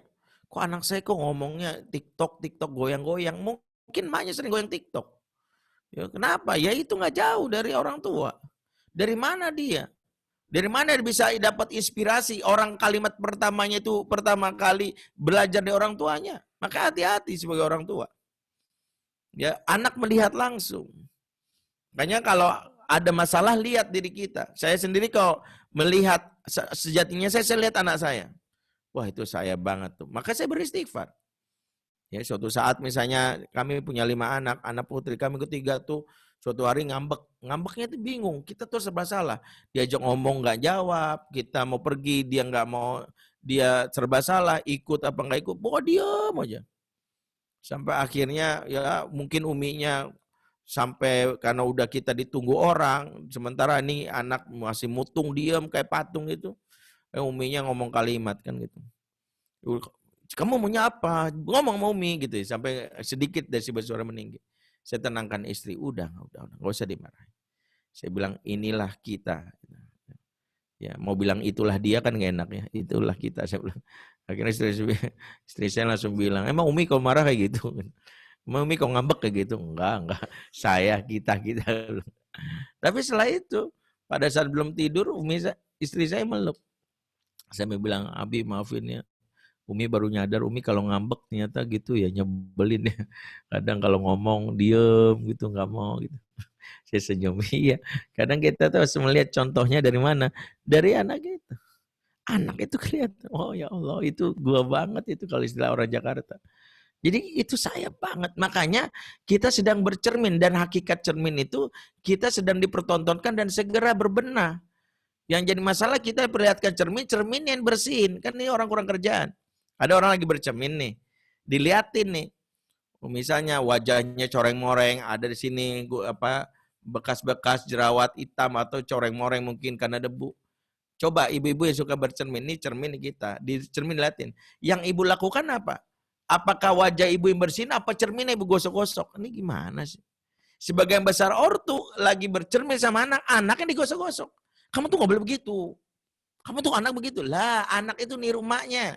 Anak itu niru bapaknya. Makanya lihat diri kita, itulah yang menjadi dasar kenapa kita harus jadi orang tua yang soleh. Karena anak meniru, sangat meniru. Dan itu yang harus kita jadikan contoh. Makanya bagian dari kenapa para nabi ketika mereka mendakwahi keluarganya, dalam hal ini mereka sejatinya sedang memberikan sebuah konsep pengajaran. Dan menariknya adalah kita bisa melihat salah satu contoh buah dari keteladanan yang diberikan oleh orang tua kepada anaknya. Maka kita lihat salah satu gambarnya dalam surat Al-Baqarah ayat 133. Al-Baqarah 133 menarik menceritakan dialog antara bapak dan anak-anaknya. Di mana Allah menceritakan ketika Nabi Yakub dalam keadaan ajalnya sudah mau datang, beliau meyakini ini adalah akhir dari kehidupannya, tapi beliau masih punya tugas yang meyakinkan bahwa anaknya berada dalam track yang benar. Maka beliau berkata kepada anaknya, bertanya pada anaknya, "Ma ta'buduna min ba'di?" Kamu nyembah apa nak setelah ayah wafat? Kamu nyembah apa setelah ayah wafat? Menarik. Kalau kita nanya sama anak kita, ibu-ibu nanya, bapak-bapak nanya sama anak, "Nak, kamu nyembah apa setelah ayah mati atau ibu mati?" Kita pasti ingin jawabannya satu, "Na'budullah." Itu jawaban yang kita inginkan, ya kan? Kami menyembah Allah gitu. Tapi anak-anaknya Yakub nggak jawab itu. Yang menarik, anak-anak Yakub jawabannya agak sedikit panjang dan belibet. Na'budu ilahaka wa ilaha abaika Ibrahim, Ismail, Ishak ilahan wahida. Kami menyembah Tuhanmu, Tuhan kakek moyangmu, yaitu Ibrahim, Ismail, Ishak. Siapa yang dimaksud? Yaitu Allah, Tuhan yang satu. Jadi jawabannya itu kenapa belibet banget? Padahal kan cukup jawab, kami menyembah Allah, Pak, gitu. Itu yang diinginkan kita, tapi jawaban anak Yakub nggak jawab gitu. Anak Yakub jawabnya agak sedikit panjang. Kenapa? Karena dia ingin memberitahu bahwa sebagaimana engkau memberi teladan, engkau menyembah Allah, kakek moyangku juga Ibrahim, Ismail menyembah Allah, maka aku pun ngikut. Nah, ini pentingnya. Makanya kalau anak kita dalam ini melihat orang tuanya sendiri malas ibadahnya, nyuruh ngafal Quran tapi emak-emaknya nggak mau ngafal Quran, bapak-bapak yang nggak mau ngafal Quran, sulit.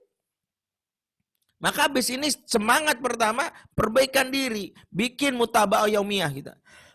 Kita pun harus di tengah kesibukan berinteraksi sama Al-Quran, berinteraksi juga dengan hal-hal yang membuat anak kita bisa meniru kita. Ini menjadi dasar kenapa pentingnya 3 hal ini, dasar kenapa kita menjadi orang tua yang soleh. Karena itu akan dilihat oleh anak-anak kita. Dan yang keempat, kesolehan ini akan menjadi dasar bagaimana Allah berikan satu hal yang membuat anak-anak itu bisa terikat hatinya. Sebab dasar pertama dalam pengasuhan itu adalah terjalinnya kecintaan anak kepada orang tua, itu disebut adalah ikatan hati. Ikatan hati adalah keyword. Sebelum kita meminta anak kita untuk misalnya dalam hal ini mengikuti arahan kita, taat sama perintah kita, ketaatan itu hanya akan bisa berbekas kalau bersumber dari ikatan hati. Dan ini disebutkan para ulama, ya, salah satu kaidah para ulama adalah at-ta'lif qabla ta'rif. At-ta'rif qabla taklif. Ikat hatinya sebelum engkau kasih tahu. Kasih tahu sebelum engkau kasih tugas. Anak nggak bakal dengar omongan dari orang tua yang tidak mengikat hatinya. Kenapa? Karena kalau mereka nggak terikat hatinya, nggak bakal mau didengerin. Kalau anak zaman dulu masuk kuping kiri, keluar kuping kanan. Kalau anak zaman now, nggak gua biarin masuk kuping gua satupun. Karena kalau masuk kuping kiri, keluar kuping kanan masih ada yang nyangkut. Kalau ini nggak mau dia. Bapak ibunya ngomong, dia pakai headset gini-gini aja. Kenapa? Ini bukan masalah kita nggak bisa ngomong atau nggak belajar teknik. Karena ikatan hati kita dengan anak itu diputus oleh Allah. Selama ini kita merasa kemampuan komunikasi kita udah bagus. Tapi kenapa nggak ngefek? Karena ikatan hati itu bersumber dari Allah. Disebutkan surat Al-Anfal ayat 63. Wa allafa baina qulubihim. Dialah Allah yang menyatukan hati mereka. Lau anfaqta ma fil ardi jami'a ma alafta baina qulubihim. Kalau kamu mengumpulkan harta seluruh source sumber daya di muka bumi untuk menyatukan hati, nggak bakalan bisa. Ma alafta baina qulubihim walakin Allah alafa bainahum. Tapi Allah yang menyatukan hati hati. Makanya kalau pengen jadi orang tua yang dicintai, salah satu ikatan hati. Inilah rahasianya. Mengapa seorang Ibrahim, bapak yang jarang pulang, tapi tetap dicintai. Bayangkan, berdasarkan riwayat Ibrahim pulangnya setahun sekali. Ya, bahkan ada riwayat mengatakan Ibrahim ini pulangnya 3 kali, ya, seumur hidupnya Ismail. Tapi uniknya, dan ini aneh, ada bapak jarang pulang. Sekalinya pulang bawa golok menyembelih anak. Coba pakai logika, anak mana yang mau gitu? Coba bapak-bapak praktekin ya, jarang pulang gitu ya. Sekalian pulang gini, anakku, sini sebentar, sini. Mau mana? Mau disembelih gitu. Pasti kabur tuh anak. Langsung lapor, Kak Seto tolong. Ini ada bapak stres nih. Udah lama gak pulang bawa golok. Enggak terjadi sama Ismail. Ismail gak berpikiran gini. Bapak maksudnya apa sih? Orang pulang kayak bawa anak ke jalan-jalan kayak ini bawa golok. Enggak. Kalimat Ismail. Ya abatif alma tukmar. Wahai ayahku sayang. Lakukanlah perintah Allah kepadamu. If alma tu'mar satajudini insyaallah minas sabirin. Makanya dasar kenapa kita soleh karena Allah akan menjaga ikatan hati. Itulah Ibrahim walaupun jarang pulang dia terus minta supaya apa? Supaya hatinya tetap dijaga terikat sehingga anak tuh kangen. Karena kalau anak udah kangen sama kita, hubungan masih ada, Masya Allah dia mau ikut nasihat kita. Jangan menganggap ketaatan itu dengan cara-cara yang kasar. Karena cara-cara yang kasar itu walaupun taat itu sifatnya temporary. Mohon maaf. Ada bapak bangga, susah banget Ustadz. Saya itu anak saya bentak-bentak mau taat. Iya. Taat karena takut beda dengan taat karena cinta. Kok taat karena takut? Efek paling pertama, tuh anak kemungkinan besar menyimpan amarah, dendam. Karena dia masih anak-anak aja. Itu setiap hari dia berdoa, ya Allah masukkanlah papa ke surga kalau bisa secepatnya. Kan gitu. Didoain masuk surga, tapi secepatnya. Masya Allah kita didoain masuk surga mah senang. Masa secepatnya ini? Kan kita masih penasaran capres 2024 siapa? Masa iya kita baru mati belum tahu capresnya siapa? Ya masa dia lagi kan gitu. Kita pengen yang baru lah. Nah ini yang terjadi. Makanya kenapa ada anak pengen kita masuk surga secepatnya? Aduh ngeri gitu ya. Ya kenapa? Karena sakit hatinya. Kan kita pengen anak kita itu mencintai kita. Makanya kalau kita anak ditakuti, diancam, mungkin dalam hal ini kita melihat taat, tapi taat karena ini enggak ngefek. Kedua, taatnya ini temporary kenapa? Di depan kita doang taat, di belakang dia berkhianat. Kenapa? Karena enggak ada kesadaran, karena takut aja asal bapak senang. Berkata Syekh Muhammad Bashir Ibrahim Al-Jaziri, salah satu ulama asal Al-Jazair mengingatkan, ortu yang galak, yang kasar, rentan menciptakan anak yang munafik. Jadi kesolehan itu juga harus kita ingat dari sisi bagaimana cara kita mengikat hati anak secara teknis tadi. Kenapa kalau kita kasar sama anak, mungkin kelihatan bahwa anak itu takut sama kita, tapi dia di belakang berkhianat. Dan ini kenapa Islam mengingatkan kesolehan itu harus berbarengan dengan keinginan untuk dicintai. Ortu yang soleh dan dicintai, kalimatnya menarik, judul panitia pun menarik. Karena ada orang soleh yang gak dicintai, kenapa? Karena kesolehannya tidak berbuah kepada akhlak yang membuat anak itu merasa cinta kepadanya. Karena ada yang kasar, ada yang marah, mukul. Walaupun tadi ada yang mengatakan bahwa, tapi kan itu Ustadz, ada contohnya tadi, seperti Ummu Zubair, dia kasar, galak. Itu karena Allah berikan kesadaran segera untuk dia memperbaiki. Kalau sekarang kan udah ada ilmunya, jangan sampai kita nggak belajar lagi. Jangan sampai anak-anak kita jadi anak yang takut. Kenapa? Di zaman sekarang, anak-anak itu sangat mudah dipengaruhi oleh orang-orang yang dia cintai. Mengapa peran idola di sekarang ini atau para selebgram itu sangat mempengaruhi?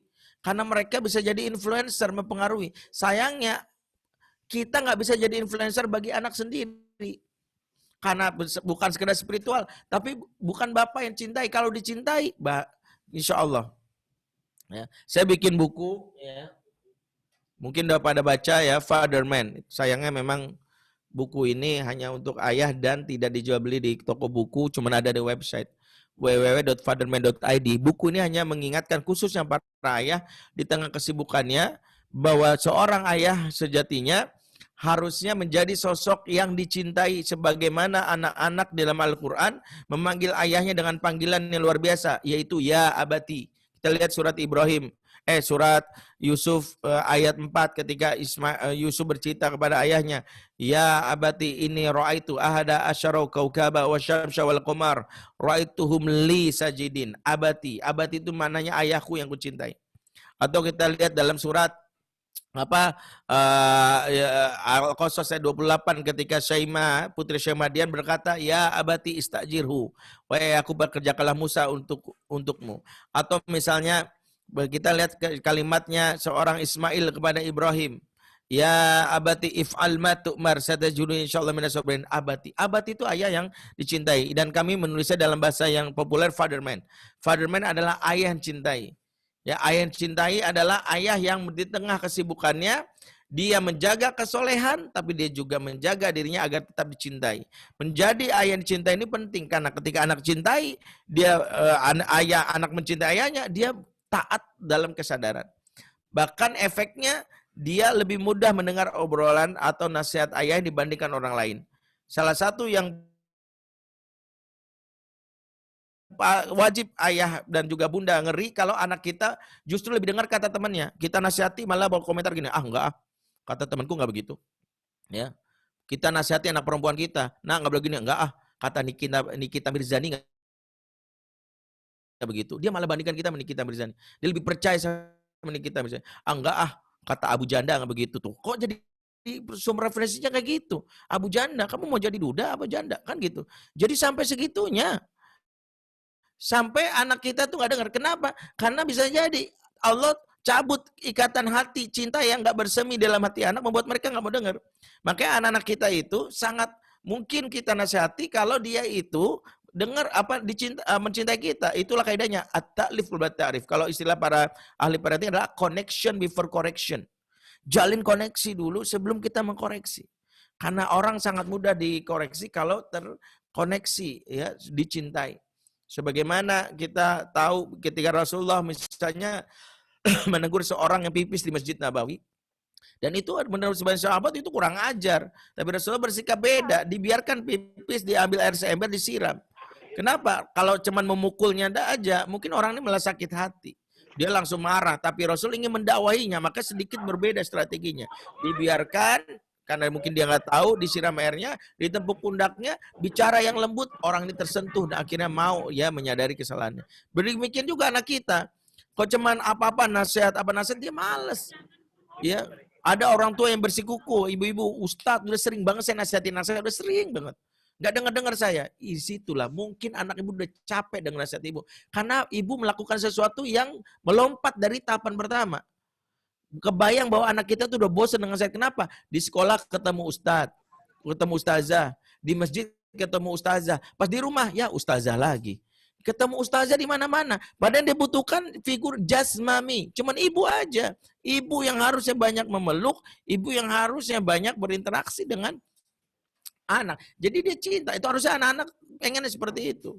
Anak tuh udah cinta, Masya Allah. Saya punya kawan psikolog yang anaknya itu, muridnya maksudnya, itu ngefans sama Cristiano Ronaldo, pesepak bola asal Portugal yang dikenal handsome, kaya, dermawan. Followernya di Instagram itu 250 juta. Kata beliau, ini aneh nih. Murid saya ini suatu hari mendapatkan iklan di IG bahwa Ronaldo mengiklankan produk sampo. Lagi diiklanin di IG-nya. Itu muridnya langsung beli produk sampo itu padahal kepalanya botak, bayangkan. Kepala botak beli sampo. Ngapain coba? Ketika dia tanya, kenapa kamu beli sampo? Ya Ronaldo aja beli. Ronaldo aja pakai, kata dia. Ya saya pakai. Sebagian besar ortu lupa bahwa kalau anak mencintai kita, gampang ditiru. Makanya para nabi dicintai oleh sahabat, bukan sekedar takut karena Rasulullah mengancam, kalau nggak ikut dia masuk neraka, enggak. Tapi memang cinta karena akhlak beliau, kelembutan beliau, sikap beliau. Sehingga ketika saat perang Uhud, Rasulullah SAW diserang, mereka cuma mikir nih, ya Rasul, Toha, sahabat lain nggak mikirin keselamatan jiwa. Rasul mana? Mereka langsung melindungi karena cinta dasarnya. Jadi betapa ortu kesolehan dijaga dalam rangka dalam menjaga dirinya dari sisi keluarga dan kecintaan kepada Allah, dan juga menjaga supaya anak mencintainya. Ini menjadi hal yang penting. Tapi ya karena waktu membatasi kita, afan karena Mungkin tadi saya lupa kalau waktu jatahi mungkin berbarengan dengan diskusi tanya jawab. Jadi mungkin ini cukup merangkum mengapa kita harus menyadari betapa kesolehan ya itu menjadi dasar, yang berikut juga menjadi orang tua yang cintai adalah suatu yang penting. Ya, mudah-mudahan bermanfaat. Itu mungkin saya serahkan kembali pada Ustaz Supriyanto untuk membimbing jika ada diskusi tanya jawab. Aku luka lazab astagfirullahaladzim. Wassalamualaikum warahmatullahi wabarakatuh. Baik, jazakallah khairan katsira kepada Ustaz Ajub Hendri yang telah memaparkan beberapa hal yang luar biasa tadi. Kita mendapatkan ilmu baru tentang parenting ini, bahwa kata kuncinya adalah bahwa parenting tidak hanya sekedar bagaimana kita mendidik anak kita, tapi justru berbalik kepada kita, bagaimana kita mampu untuk meningkatkan kualitas diri kita, gitu. Tentunya dengan ketakwaan yang harus terus kita miliki. Dan tadi dari panjang lebar yang boleh sampaikan ada beberapa kata kunci yang mungkin kita bisa menyimpulkan sendiri-sendiri, gitu. Termasuk juga bagaimana kita bisa terus memberikan keteladanan kepada anak-anak kita, termasuk bagaimana kita terus membangun ikatan hati antara kita dengan anak-anak kita, dan luar biasa tadi cukup banyak yang bisa kita tangkap pesan-pesan yang disampaikan. Baik, untuk memperjelas materi kita pada kesempatan pagi hari ini, kita buka ruang seluas-luasnya untuk diskusi dan tanya jawab, baik melalui langsung, mohon nanti bisa singkat menyampaikan juga karena waktu terbatas, termasuk juga yang ingin menyampaikan pertanyaan melalui chat juga kita persilahkan. Baik, ada yang mau disampaikan, kita persilahkan pada para audiens.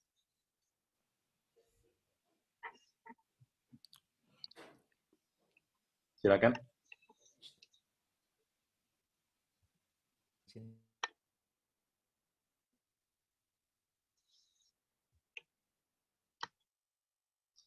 Sambil menunggu yang ingin menyampaikan, ada pertanyaan Ustaz dari chat. Bagaimana, izin bertanya Ustaz, gimana cara mengikat hati anak remaja? Gitu ya. Mungkin nanti bisa ditanggapi Ustaz, bagaimana cara mengikat hati anak remaja. Ya, jazakillah buat Bunda ya, Rusmawati yang bertanya. Mengenai mengikat hati anak remaja, memang kita harus memahami dulu tentang tumbuh kembang remaja.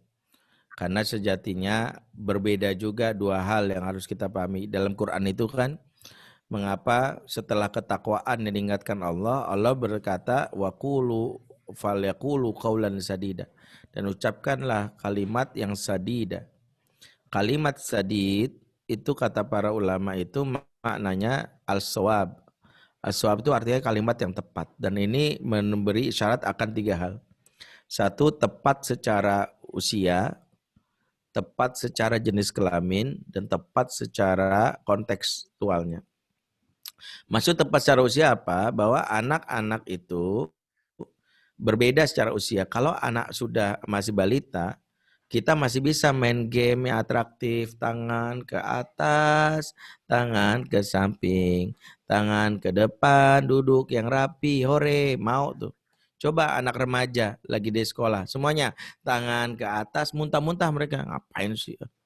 Gak mau, kenapa? Karena beda. Makanya bagaimana mengikat hati anak remaja, ya harus kita pahami, anak remaja itu mereka sudah mulai tumbuh yang namanya merasa self-esteem dan merasa ingin dihargainya. Maka jangan memberikan instruksi karena di umur ini akal mereka sudah aktif. Di umur ini maka mereka harus banyak didialogkan. Dan yang paling penting mereka sangat butuh yang namanya waktu untuk privat. Waktu untuk mereka merasa dirinya. Yang harus kita jaga anak remaja, baik laki maupun perempuan, mereka butuh yang namanya self-esteem. Pride itu penting. Jadi orang tua itu mengurangi yang namanya caci maki dan mengkritik, tapi lebih banyak mengapresiasi. Karena itu di umur ini pun beda. Kalau di umur anak-anak balita itu kita lebih banyak bicara, anak balita itu 30% ngomong. Kalau anak udah remaja sebaliknya, kita itu sedikit bicara, mereka banyak ngomong. Jadi 70 di mereka, 30 di kita. Makanya sekarang kita kebalik, justru anak remaja kita banyak ngomong. Kamu tuh udah mama bilang berkali-kali susah banget bilang, kamu tahu nggak kalau begini-begini? Nggak pas. Karena remaja itu, tahu nggak kenapa anak disebut remaja? Karena di masa di mana ortu dilarang ngegas, rem aja. Itu rem aja maksudnya. Rem aja. Jadi ortu itu harus ngerem untuk banyak ngomong. Yang ibu pelajari kalau di umur ini namanya para bapak adalah teknik yang disebut coaching. Di umur ini alih-alih ngomong yang menasihati lebih baik mengcoaching. Suatu hari Rasulullah mendapatkan seorang anak remaja yang berkata begini, Rasulullah izinkan saya berzina. Izinkan saya berzina. Kalau kita mungkin langsung responnya gini, zina haram, masuk neraka kamu. Itu kalau kita. Yaitu ada-ada aja kamu ya, mau zina, mau kamu masukin neraka. Itu kalau kita. Rasul enggak gitu. Rasul itu memberitahu kalau anak umur ini langsung gitu mental. Makanya diajak mikir, namanya coaching. Di sini namanya teknik namanya thinking skill. Ya kalimat Rasul gini. Kalau bapak ibu kamu dizinahi bagaimana? Kalau misalnya adik kamu yang perempuan dizinahi gimana? Kalau sudah perempuan kamu dizinahi bagaimana? Mereka akhirnya mau berpikir. Makanya kalau sama anak remaja itu harus banyak pertanyaan. Namanya the power of question. Tahan diri untuk langsung menasihati tapi ajak dia berpikir. Itu namanya teknik coaching. Ya, saya misalnya pernah ngalamin anak kami yang kedua udah beranjak remaja, tiba-tiba cerita dengan PD-nya gitu. Bi, tadi kan aku nabok Wildan itu. Jadi dia nampar teman-teman. Saya hampir-hampir nih kalau nggak belajar mungkin hampir-hampir gini. Astagfirullahaladzim ya Allah. Nah ingat innamal mu'minuna ikhwan, langsung keluar ayat. Tuh anak langsung mental ya. Diruqyah lagi kan sama Abi kan baca ayat lah ngebul nih. Asap keluar gitu. Ya, tapi untungnya karena saya juga punya istri psikolog, diingetin ingat Bi anak kita. Oh iya. Jadi ketika dia ngomong Bi, aku kan gampar Wildan. Langsung saya bilang gini, emangnya Wildan menyakiti kamu bang? Enggak sih, tapi dia megang kemaluan aku. Itu kan kurang ajar namanya. Aku gampar aja. Oh, Wildan melakukan itu sengaja ya bang? Aku nggak tahu juga sih, sengaja atau enggak. Kayaknya sih enggak juga sih gitu. Oh, terus waktu kamu gampar rasanya gimana? Ya aku puas aja. Terus Wildannya, ya biar jadi pelajaran jangan macam-macam. Kata abang dia nggak sengaja. Ya biar nggak sengaja jangan diulang lagi dong.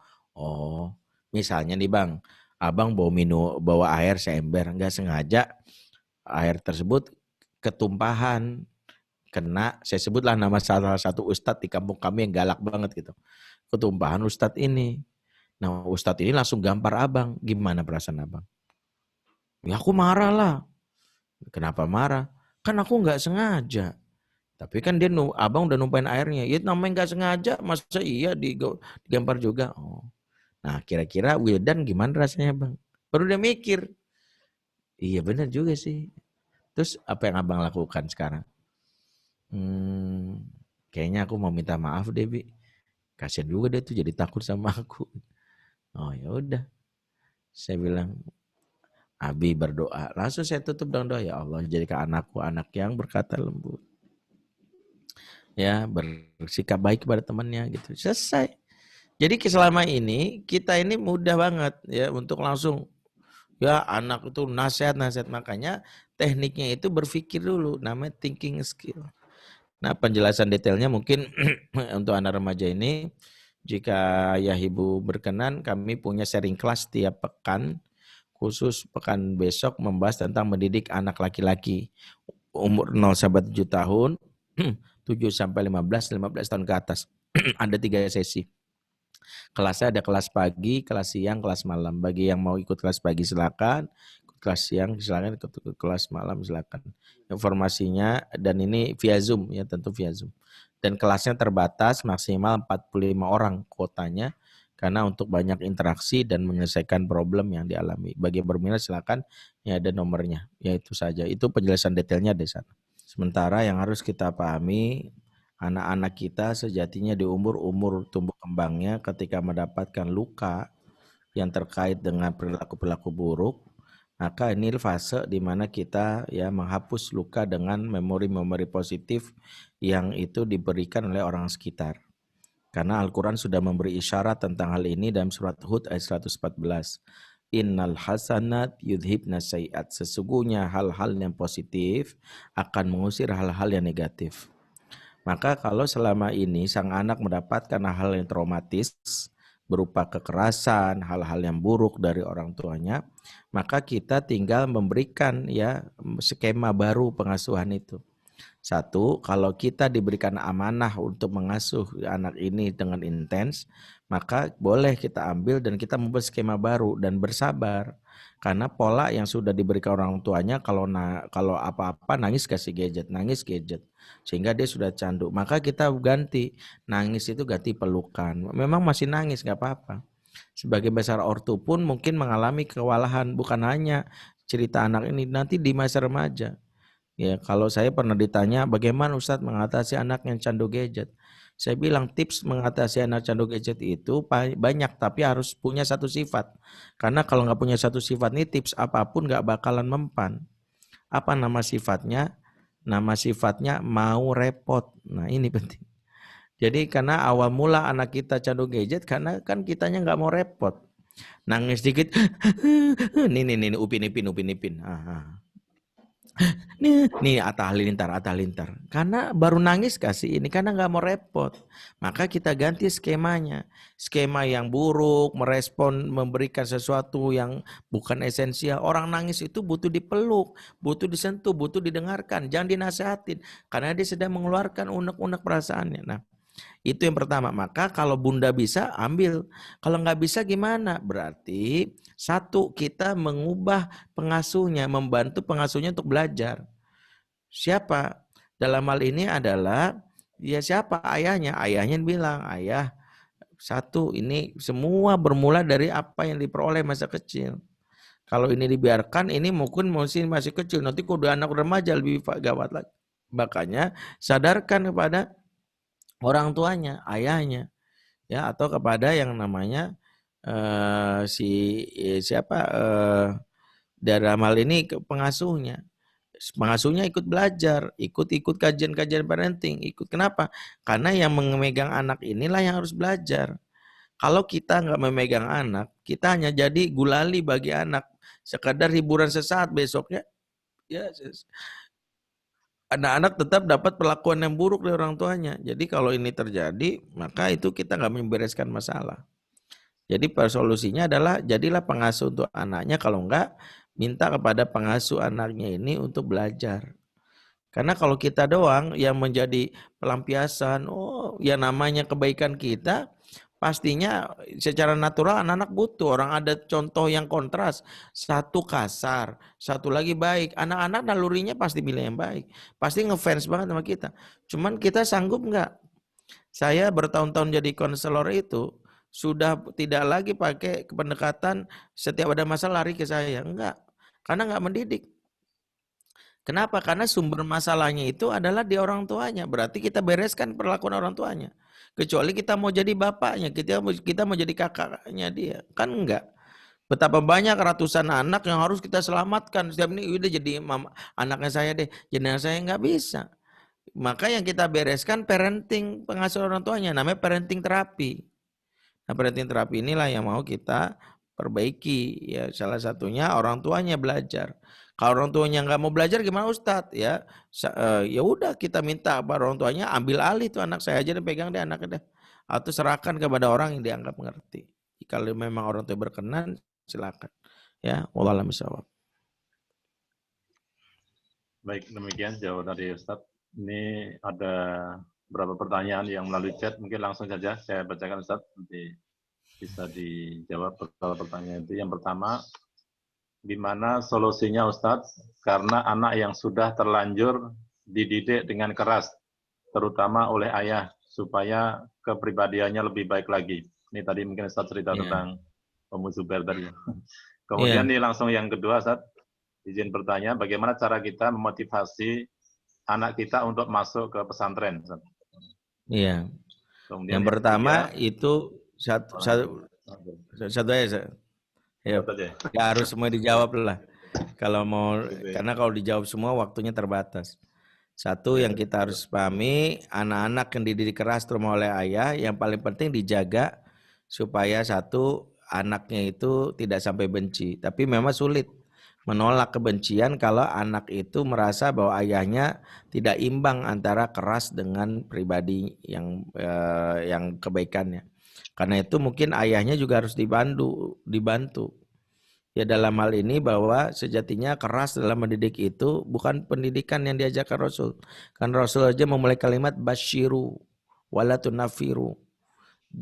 Beri kabar gembira, jangan bikin orang lain kabur. Dalam surah Al-Imran 159 kata Rasulullah, kata Allah, jika kamu berkata keras lagi kasar, lan faddu min haulik.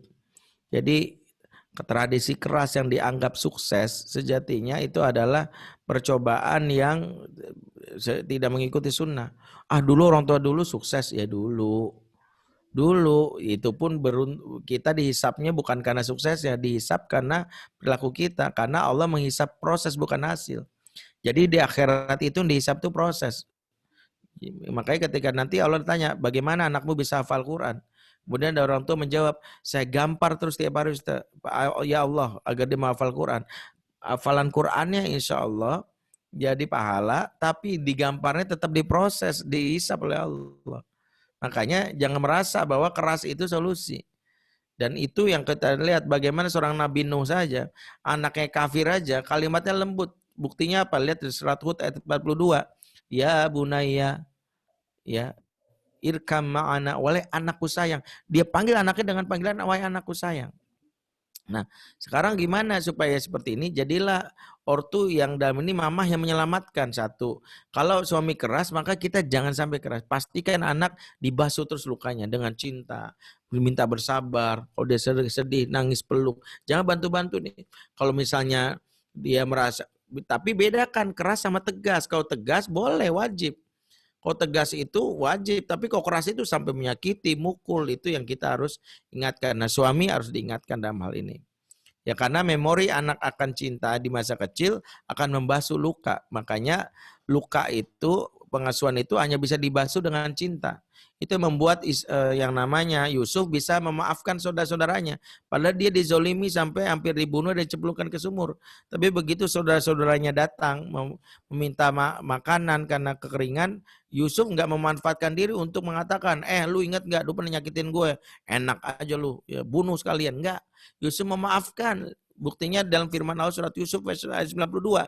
La tathriba alaikumul yaum yaghfir lakum wa huwa arhamur rahimin. Hari ini tak ada caci maki untukmu. Semoga Allah ampuni kamu karena sesungguhnya Dia Maha Pengampun, ya. Ini yang dilakukan oleh Ibrahim, oleh Yusuf. Makanya Yusuf itu kenapa bisa maafkan, dia tidak muncul amarahnya? Salah satunya kan Yusuf mendapatkan asupan sayang yang banyak dari Yakub semasa dalam pengasuhannya. Makanya cinta itu akan membasuh luka. Kalau ibu ingin membuat anak-anak ini dengan asupan keras dari ayahnya tapi nggak luka, dengan banyak-banyak mencintai. Jangan justru membuat anak patah. Udahlah bapaknya keras, ibunya juga cuek, abai, bahkan nggak memberikan cinta.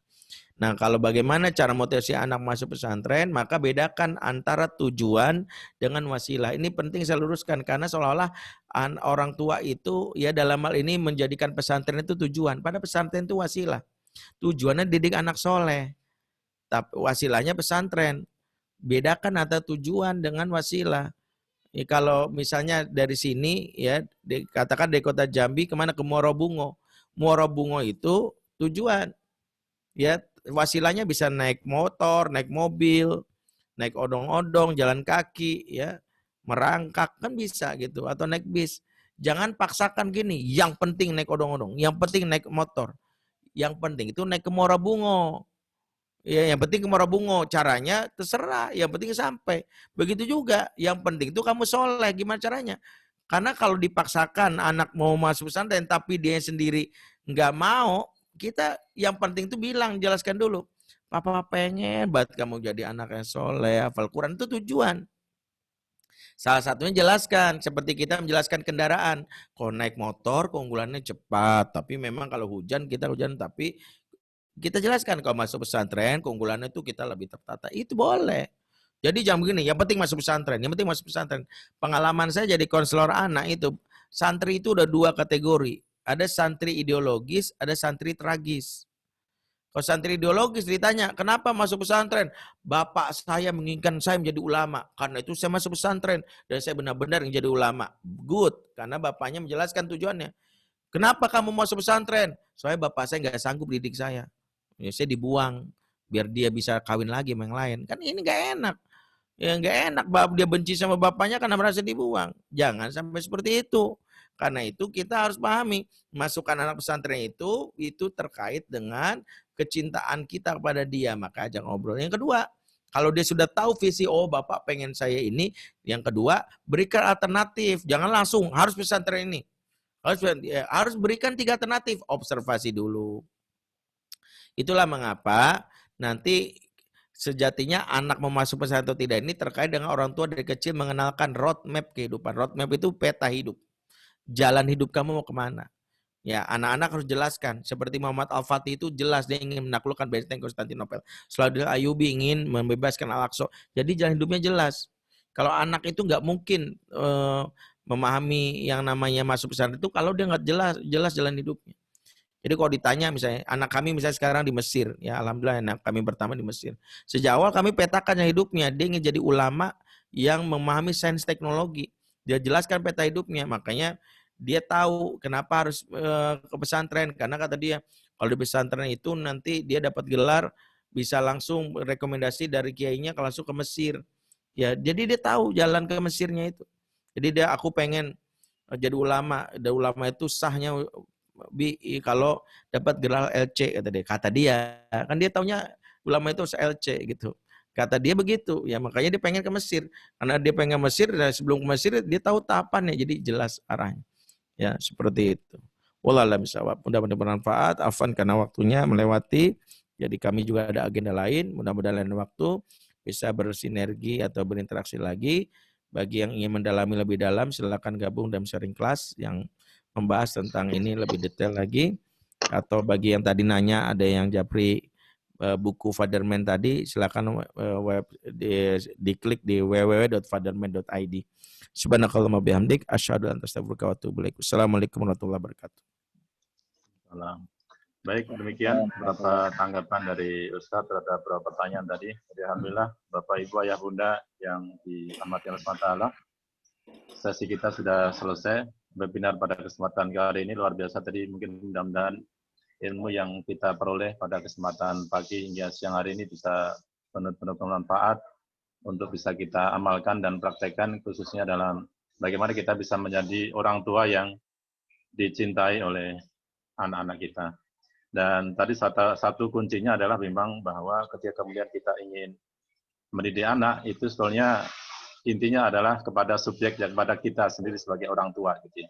Bagaimana kita terus meningkatkan kualitas diri kita, meningkatkan kapasitas keilmuan kita, sehingga kemudian kita layak untuk bisa menjadi teladan bagi anak-anak kita.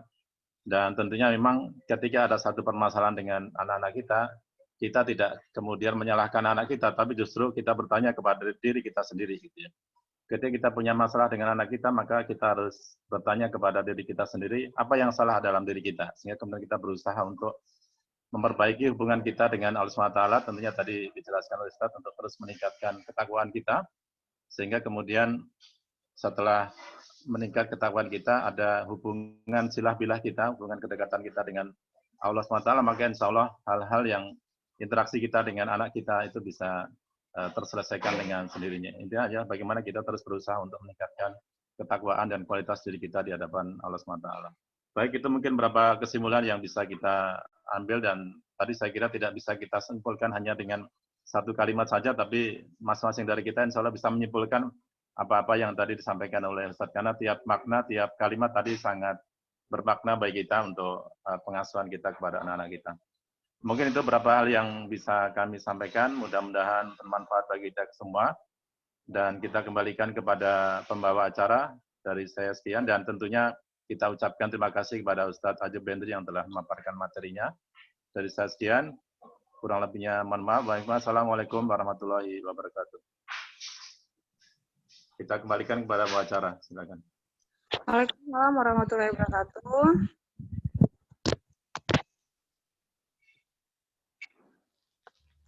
Waalaikumsalam warahmatullahi wabarakatuh. Ya, syukran jazakumullah kepada Pak Supri yang sudah menjadi moderator kita kesempatan hari ini. Dan alhamdulillah Ayah dan Bunda, kita sudah mendengarkan penyampaian materi yang disampaikan oleh Ustadz Ajib Bendri. Luar biasa. Kalau kita lihat dari chat-chatnya yang ada di chat Zoom ini, luar biasa. Banyak hal-hal yang mungkin kita baru tahu atau ada yang sudah tahu diingatkan kembali, Masya Allah. Dan insya Allah hal ini tidak bisa kita cukupkan sampai di sini, karena pendidikan orang tua pasti akan terus berlanjut sampai tidak ada batasnya seperti itu. Dan insya Allah mengenai kelanjutan pendidikan orang tua menjadi orang tua yang soleh di mata anak, maka Sekolah Alam ada alternatif yang akan mungkin nanti disampaikan oleh Ibu Yeyen mengenai kelanjutannya. Pada Ibu Yeyen kami persilahkan. Assalamualaikum warahmatullahi wabarakatuh.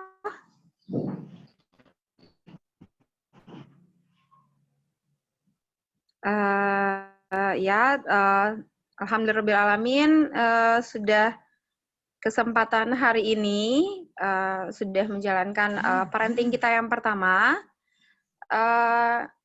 Yang saya akan menyampaikan informasi berikutnya, yaitu yang pertama, parenting ini bukan hanya untuk hari ini saja, tapi parenting ini akan ada gelombang berikutnya lagi, yaitu ada 4 sesi lagi dan dengan narasumber yang berbeda. Nah, informasi itu akan disampaikan di grup parenting Sekolah Alam Al-Fat yang sudah dibuat. Kemudian saya akan menyampaikan yang kedua tentang PPDB, penerimaan mahasiswa baru. Itu ada di gelombang pertama, yaitu dari 1 Januari sampai 30 Maret. Nah, untuk pendaftaran tahun ini kami memberikan kesempatan adanya program beasiswa. Jadi beasiswa ini ada beasiswa untuk anak-anak berprestasi, kemudian ada anak yang untuk hafalan, kemudian ada yang untuk program duafa, dan ada beberapa program-program lain untuk mempermudah orang tua untuk mencari sekolah terbaik ke kami saja, Sekolah Alam Al-Fat Jambi jawabannya. Kemudian yang ketiga itu ada lomba fotografi Negeri Jambi dan Elok. Nah, untuk informasi-informasi yang saya berikan itu bisa dicek kembali di fanpage kami, Sekolah Alam Al-Fat Jambi, kemudian IG-nya TK Alam Al-Fat Jambi, SD Alam Al-Fat Jambi, dan SMP Al-Fat Jambi. Oke, untuk sekian informasi yang saya berikan. Terima kasih untuk Bapak, Ibu, dan orang tua hebat. Semoga hari ini kita mendapatkan ilmu terbaik untuk menjadi orang tua soleh. Terima kasih untuk Bapak Supri, terima kasih untuk Ustadz Ajo Bendri. Saya akhiri dengan wabillahi taufiq hidayah. Wassalamualaikum warahmatullahi wabarakatuh. Selamat menikmati aktivitasnya kembali. Terima kasih. Assalamualaikum warahmatullahi wabarakatuh. Waalaikumsalam Warahmatullahi wabarakatuh. Sudah ya, Mas? Sudah. Waalaikumsalam.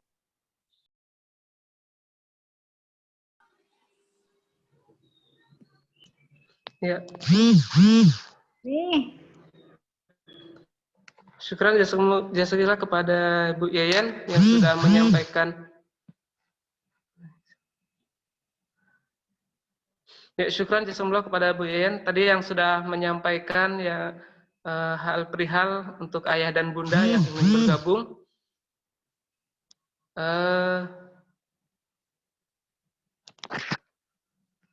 Oke.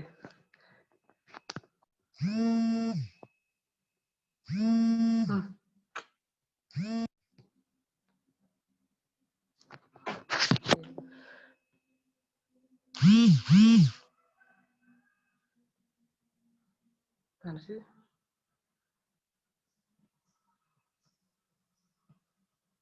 Oke, siap.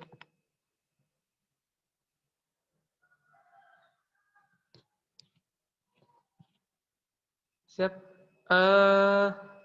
Ya. Tadi Bu Yeyen sudah menyampaikan tentang sesi sekolah parenting. Dan selanjutnya. Ya, untuk sekolah parenting ini akan diinfokan kembali di grup parenting orang tua. Masih ada 4 sesi lagi dan dengan narasumber yang berbeda. Oke, siap. Nah, untuk informasi lanjutnya lagi nanti akan disampaikan lagi di IG dan di page-nya Sekolah Alam Al-Fat. Oke, ada lagi, Bu? tambahan untuk wali murid yang ingin